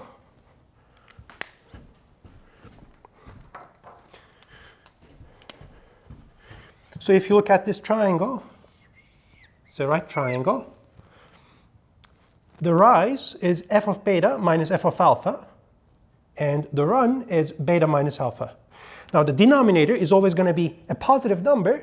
The numerator could be positive or negative or 0. In this case, I drew it so that it is positive, but maybe f of alpha was here and f of beta was there, and then I would have a different type of triangle. If f of beta equals f of alpha, then there would be no triangle. It would just be a horizontal line. But this is a typical situation, and when it comes to the caricature, it's good to draw it like this. And so my assumption is that my function defined on lambda to rho is differentiable everywhere. So maybe it's like this.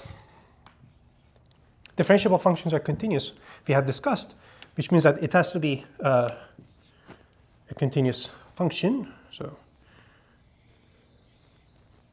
maybe something like this. And when you look at this, it says, oh, somewhere here, in between alpha and beta, indeed, if you look at this point, the derivative at that point is the slope. So this rise over run. You see, a smaller part of it. And of course, there are multiple copies. So maybe there is one over here, as you see. Then maybe there's over here. There could be multiple. Mean value theorem guarantees at least one. Okay? I'm not saying anything about exactly one. Okay, so how to prove this using Rolle Lemma?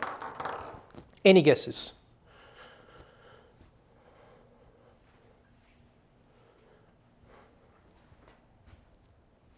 You could maybe subtract something from f so that like it equals 0 at alpha and 0 at beta. Like f of something minus, there's some other function. Exactly, right? So the idea that your colleague is suggesting is that, okay, so I'm going to try to come up with some function f. So here I use the same letter f, but let's say some function g for which the hypotheses of the Rolle Lemma holds, then I'm going to differentiate it and get the critical point of this function that I'm going to cook up. Okay, so this is where the art of using critical points comes into play.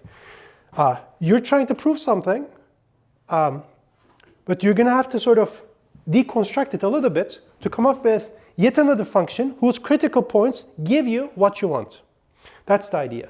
So let's think about this.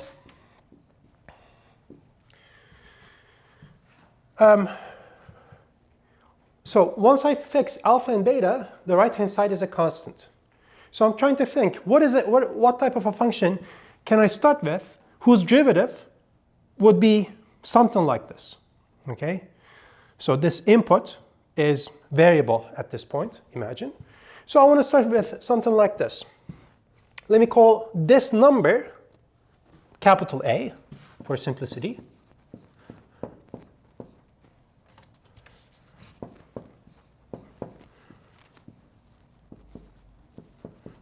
So put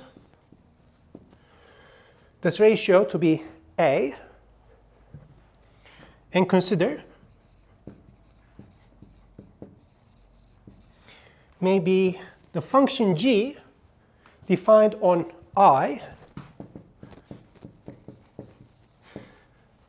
with the rule x send to, well, f of x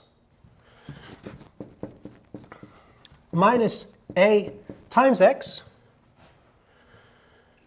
plus maybe some other number c. So a is this fixed number, c is some number that I'm leaving as a parameter for now. Why am I doing this? Because if I were to differentiate this guy, what do I get? F prime of x minus a, and this is going to go away. In other words, g certainly is a differentiable function, and its critical points exactly detect this. So let me write it.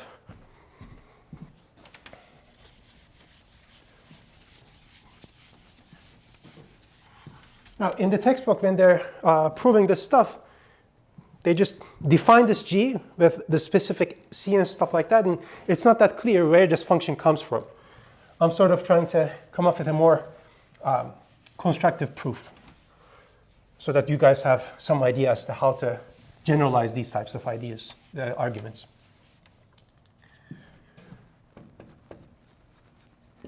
Then g is differentiable.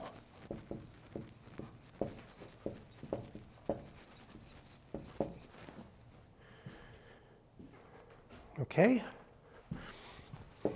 because g prime is by the addition rule, right? So I can think of the derivative of the sum of these as the sums of the derivatives. So this is going to be f prime of x minus a, and this is going to go to 0.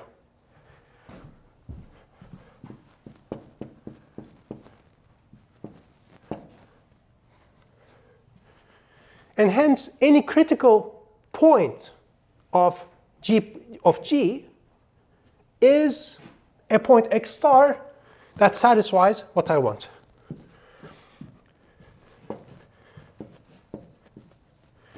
And x star is in the set of critical points of g if and only if f prime of x star equals a, which is what I want. So I cooked up the function whose critical points detect the property that I want. Okay. Now, one thing that we need to determine is this. Okay. So for C, a number to be determined.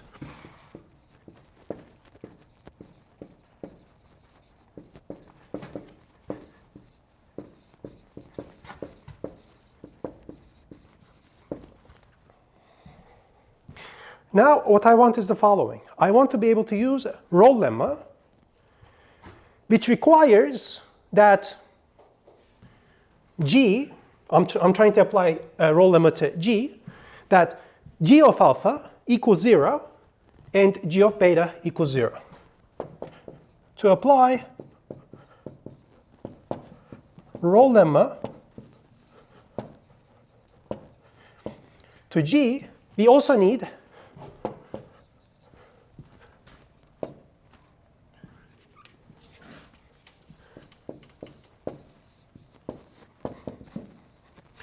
that G of alpha equals 0 equals G of beta.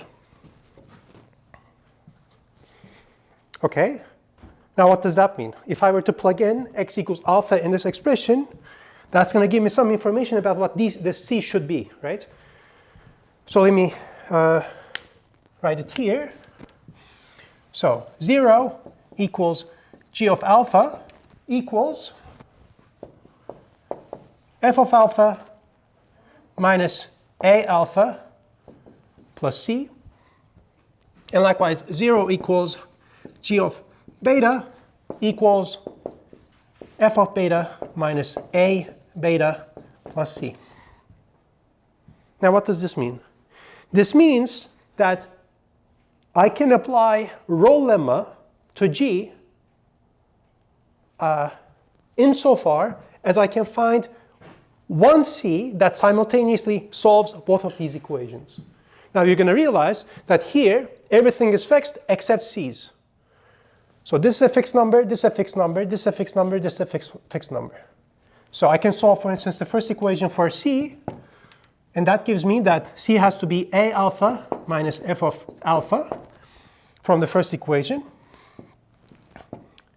And simultaneously, I need to have that C equals A beta minus f beta. Now, if you've taken linear algebra and stuff, you're going to realize that this is a system of two linear equations with one unknown. Okay? So it is, in fact, overdetermined, which means that either this number is the same thing as this, in which case there's a unique solution. Otherwise, there is no such C. But I'm going to leave it to you as an exercise that it turns out that we're lucky, and in this case, this value is exactly this value.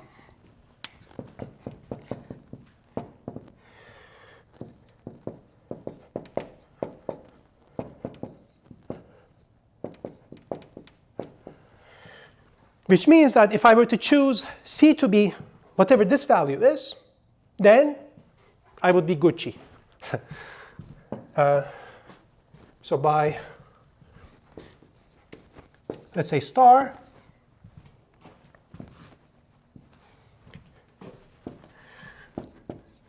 for C equals A alpha minus F of alpha, G of alpha equals 0 equals G of beta. Hence, applying Rolle, that means that we can apply Rolle Lemma. Hence,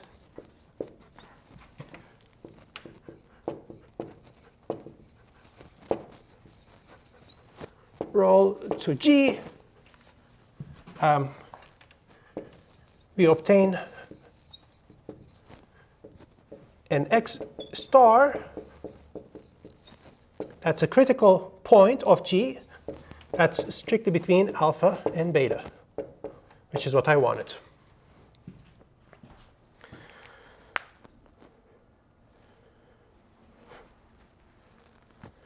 Any questions about this? So it's all about finding the function whose critical points are the important things. Okay, so here's an application of this. It's something very similar. This is also called mean value theorem. In a textbook, they call this the Cauchy Mean Value Theorem.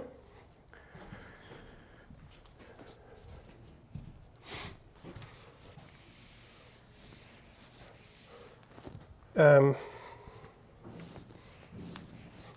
is going to go away.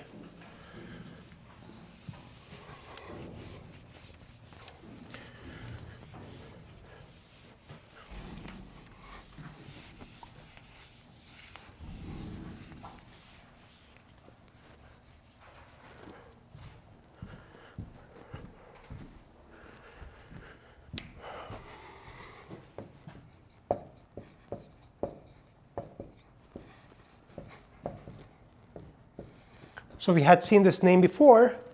Cauchy is a French mathematician. He was a French mathematician.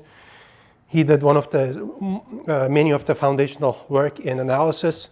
He realized things like uniform continuity is different from continuity, I think. And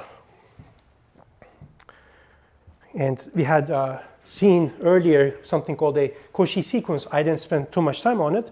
Cauchy sequences are attributed to the same person, but this is a different idea, okay? In math, there's this issue that when you're sort of discussing these kind of things, you keep hearing the same word over and over, same name over and over again, and then you start thinking, oh, they are the same things.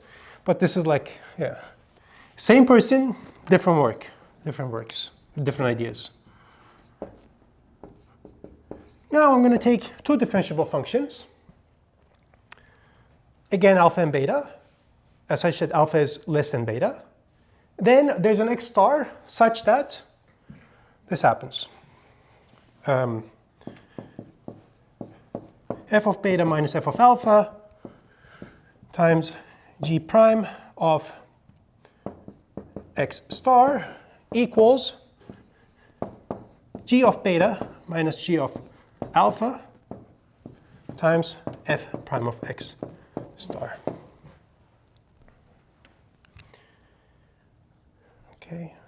Now, if I were to take this to the other side, assuming that g prime is never 0, and this to the other side, assuming that it also makes sense, this is very similar to the mean value theorem. And if you were to, for instance, plug in g equals the identity transformation, so g of x equals x, then you get back to original mean value theorem. But this is a slightly more general statement. Now, any guesses as to how to do this?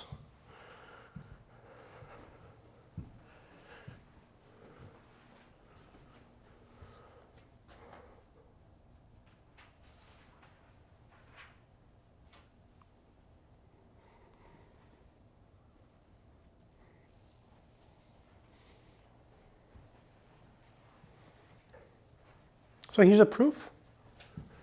Well, I'm just going to apply the mean value theorem to both f and g.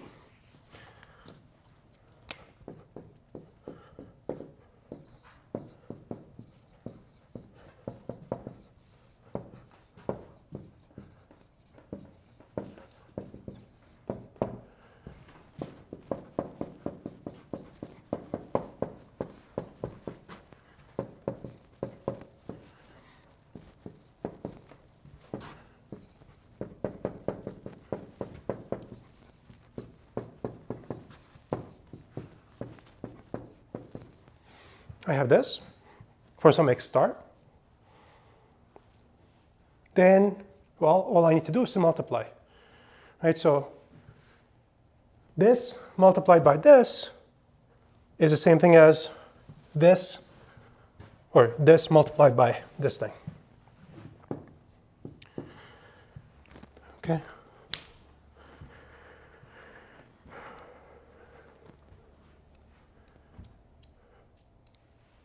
Any questions about this?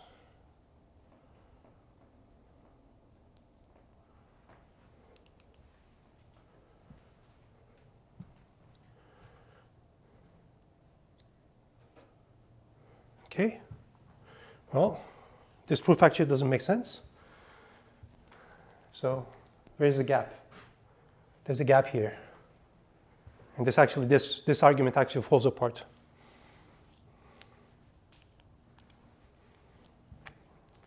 You see, part of what this class is about is, you first learn how to do proofs, but also it should become harder for you to get convinced by abstract looking or formal looking statements. Just because we have formalism and logic as tools that we can use, that doesn't mean that everything we're going to say is going to be correct. And it's very easy, you see, in real life to fool people by referring to some technical thing. Okay? Part of developing mathematical literacy is to call people's bluffs. Okay? So that you can make correct decisions and or at least not be sort of swayed by rhetorical things. Where is the gap here?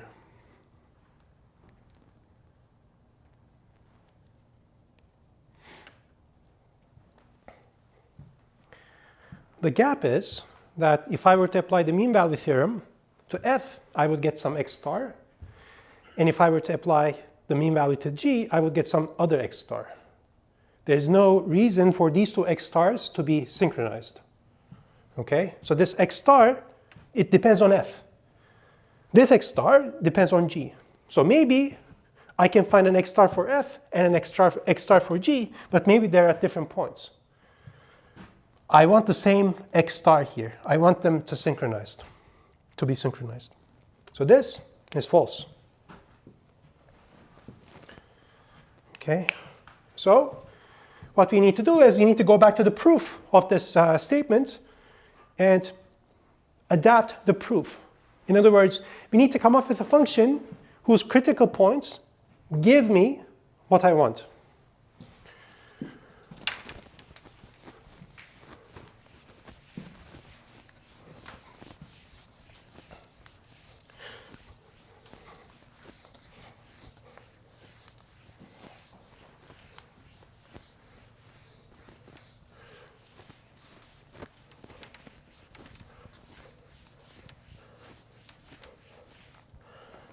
So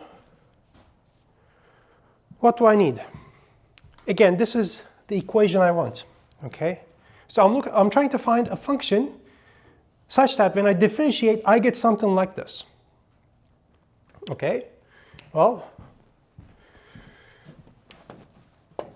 let's call it perhaps phi.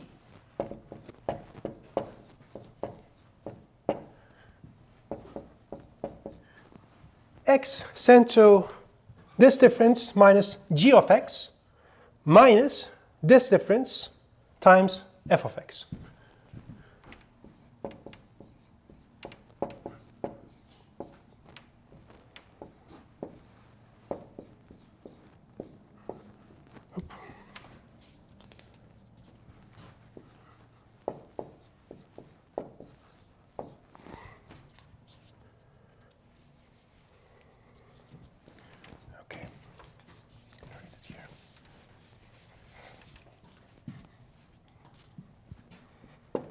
Define phi by x sent to this.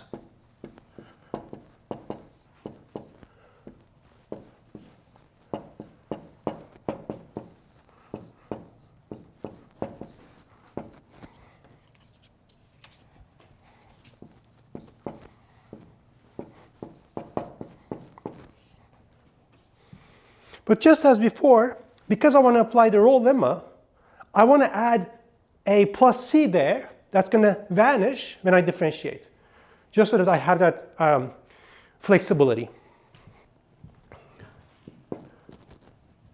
for some c to be determined.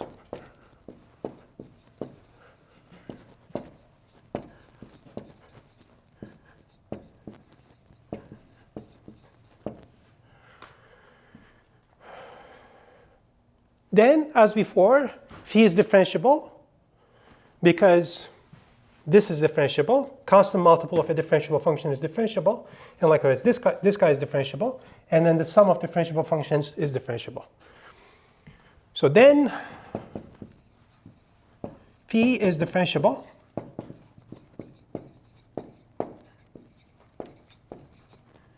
And any critical point of phi is giving me what I want.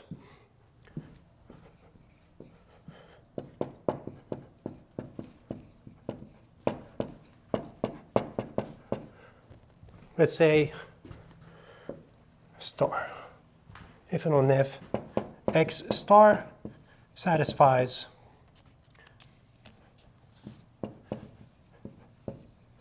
star. Again, I'm going to leave it to you as an exercise. There is, in fact, a unique C for which phi of alpha equals phi of beta equals 0.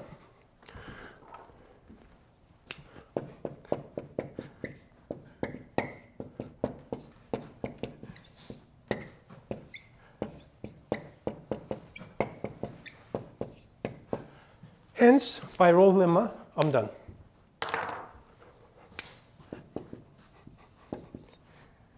Hence, we're done by Rolle Lemma. And that's the end.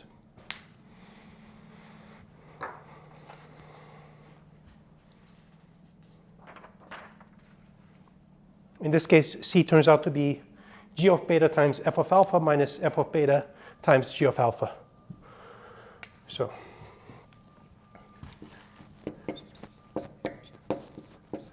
I computed this before, by myself, f of beta times g of alpha. In the textbook, Taylor just gives the formula with the c, and then it's not that clear, at least to me, as far as I'm concerned, where the c came from. I think this is sort of like a better way of stating what is going on.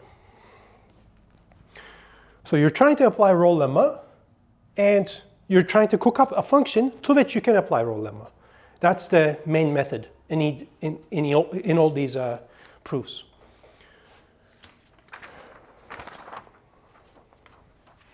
Any questions about this?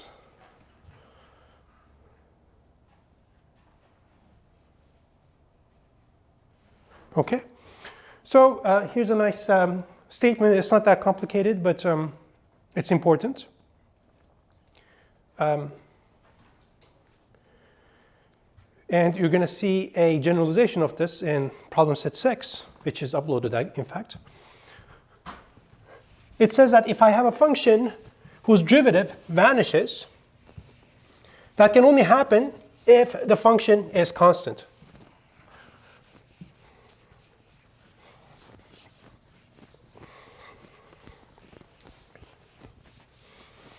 And so this idea has lots of applications, because it says that, in a sense, stationarity, things not moving, is all about the derivative being 0. So if you were to look at differential equations, for instance, you would set the derivative equal to 0 to find what are called the equilibrium solutions. This is an application of this idea. So let f be differentiable. Theorem.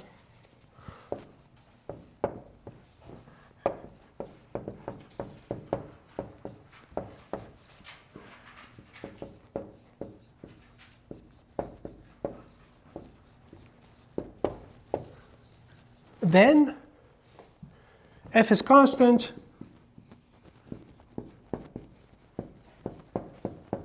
if and only if f prime is 0. If and only if for any x in I, f prime of x is 0.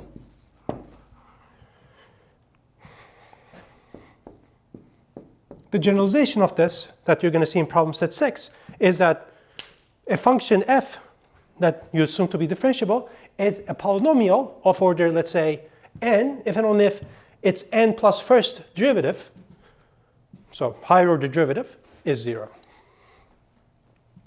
So let's prove it. If I try to go this way,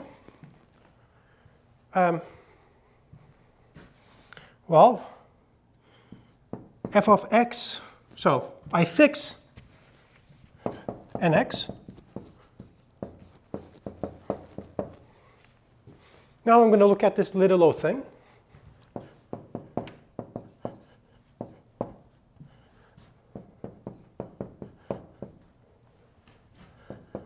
So what I want is something like this.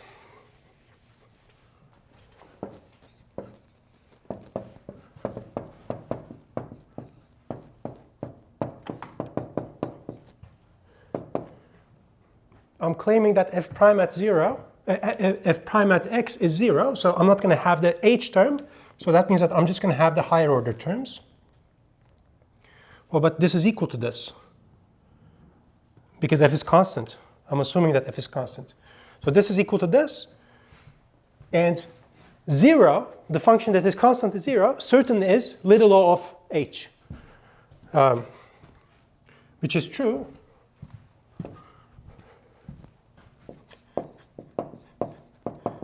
Which is indeed true since f is constant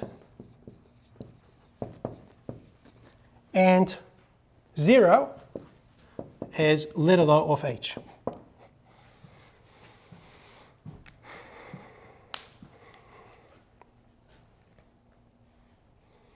How about the other way around? If I have a function that is differentiable, whose derivative is 0 everywhere, I want to say that it is constant.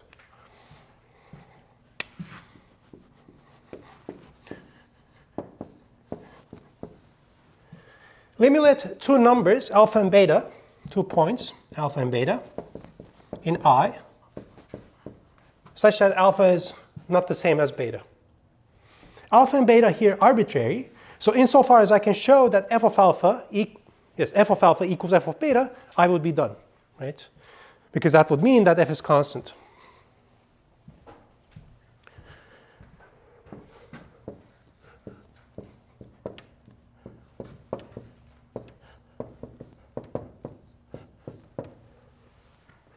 How can I show this?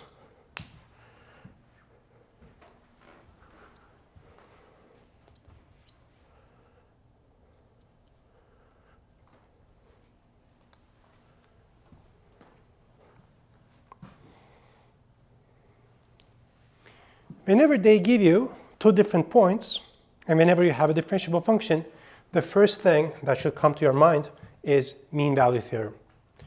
Okay?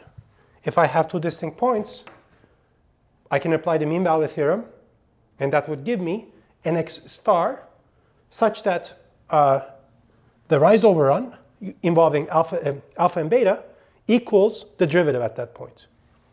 But I assume that f prime is always 0. Okay?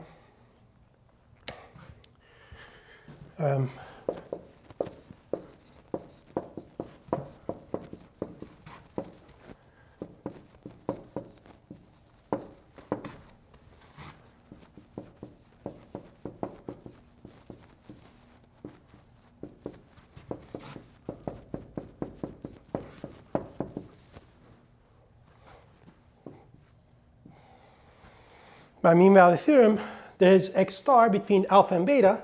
What this x star is not important here. What is important is that the rise overrun is actuated by the derivative. By assumption, this has to be 0. The only way this ratio is 0 is if the numerator is 0, because the denominator is always a positive number. Okay? And that's how we prove it.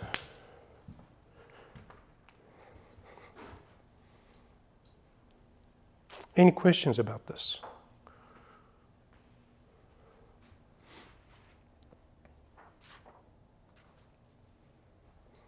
How many of you are still following? I feel like I lost you.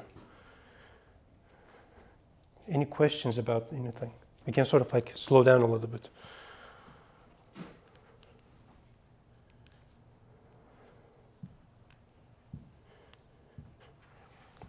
I mean, I understand the proof of Rolle Lemma is a little bit involved.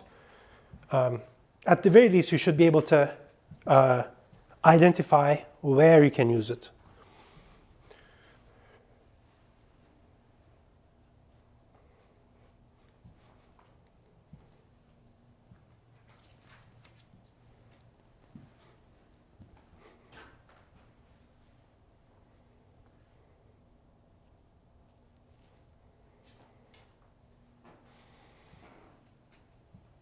Now, here's a nice application of this theorem.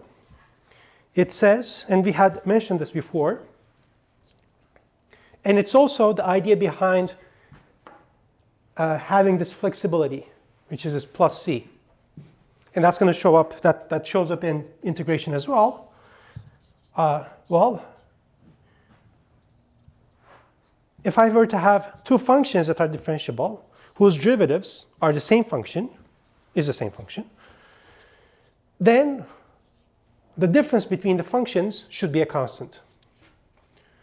Okay.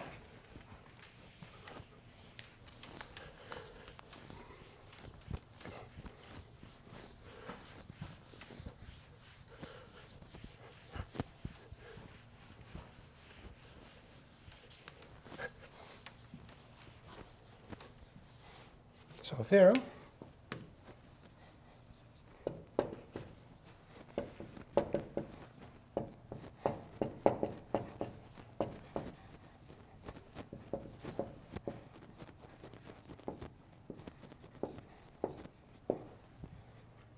I have two functions that are differentiable. Then there's a c real number such that for any x in I, f of x equals g of x plus c if and only if f prime equals g prime. For any I, f prime of x equals g prime of x.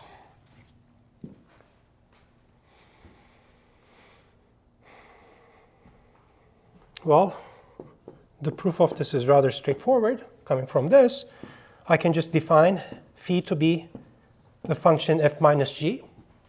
This is differentiable.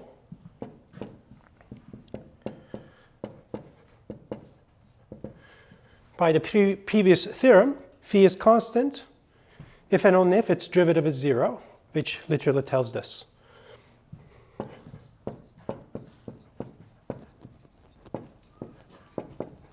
By the previous theorem applied to phi.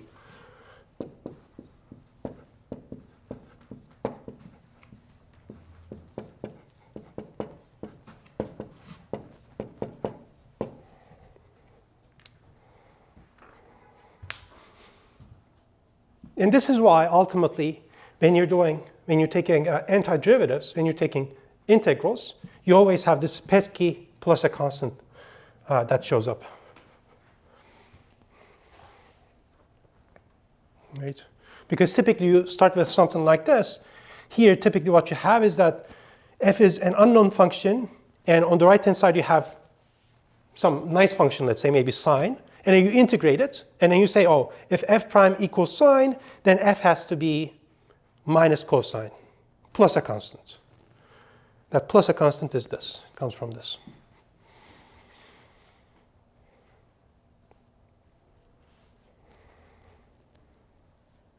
Okay, so here's a nice statement.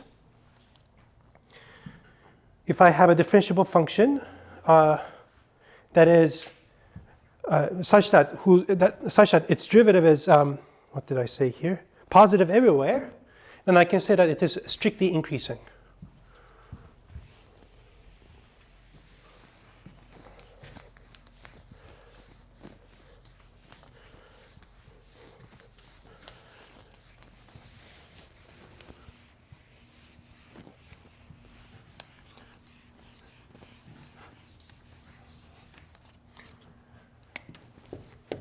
if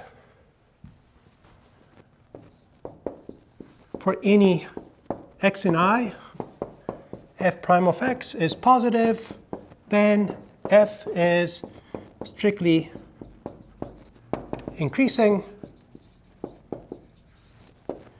And similarly, if I were to have for any x, f prime of x is negative, then f is strictly decreasing.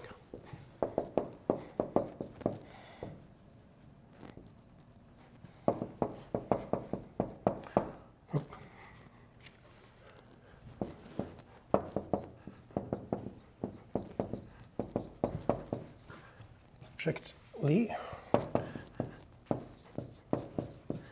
decreasing. Why is that? Well,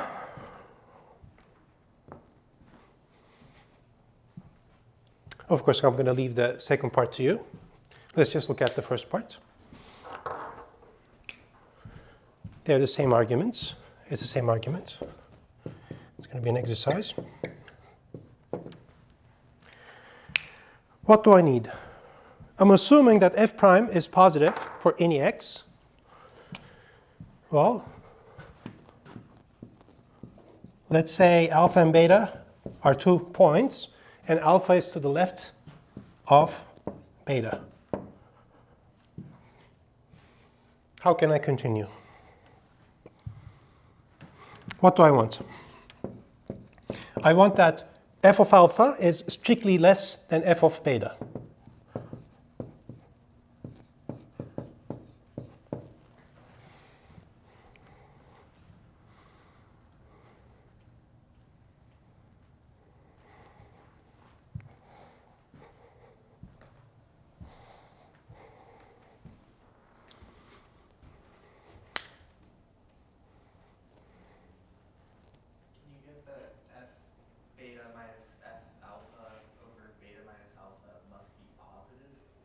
And so the top must be positive.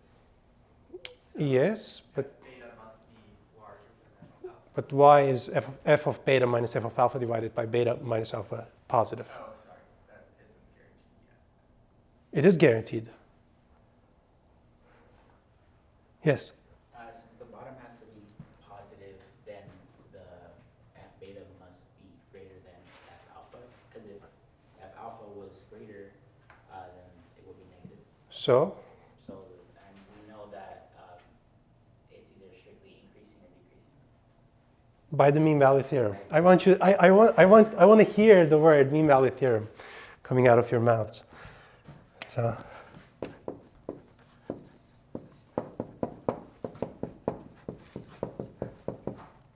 we're supposed to be formal about these kind of things a little bit, at the very least.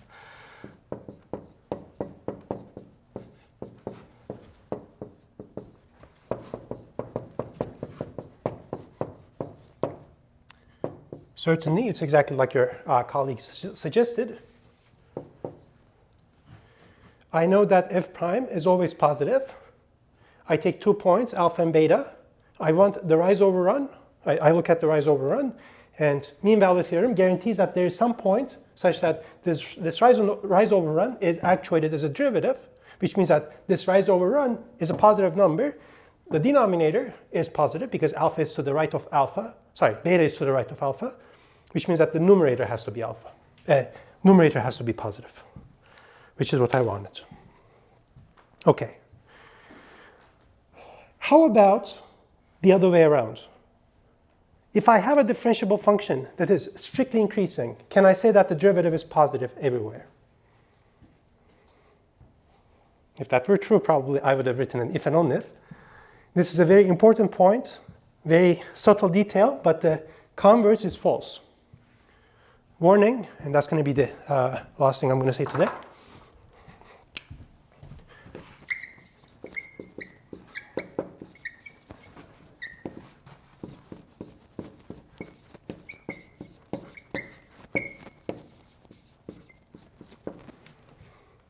The backwards direction doesn't need to hold. For instance, think about f defined on -1 to 1 as x sent to x cubed.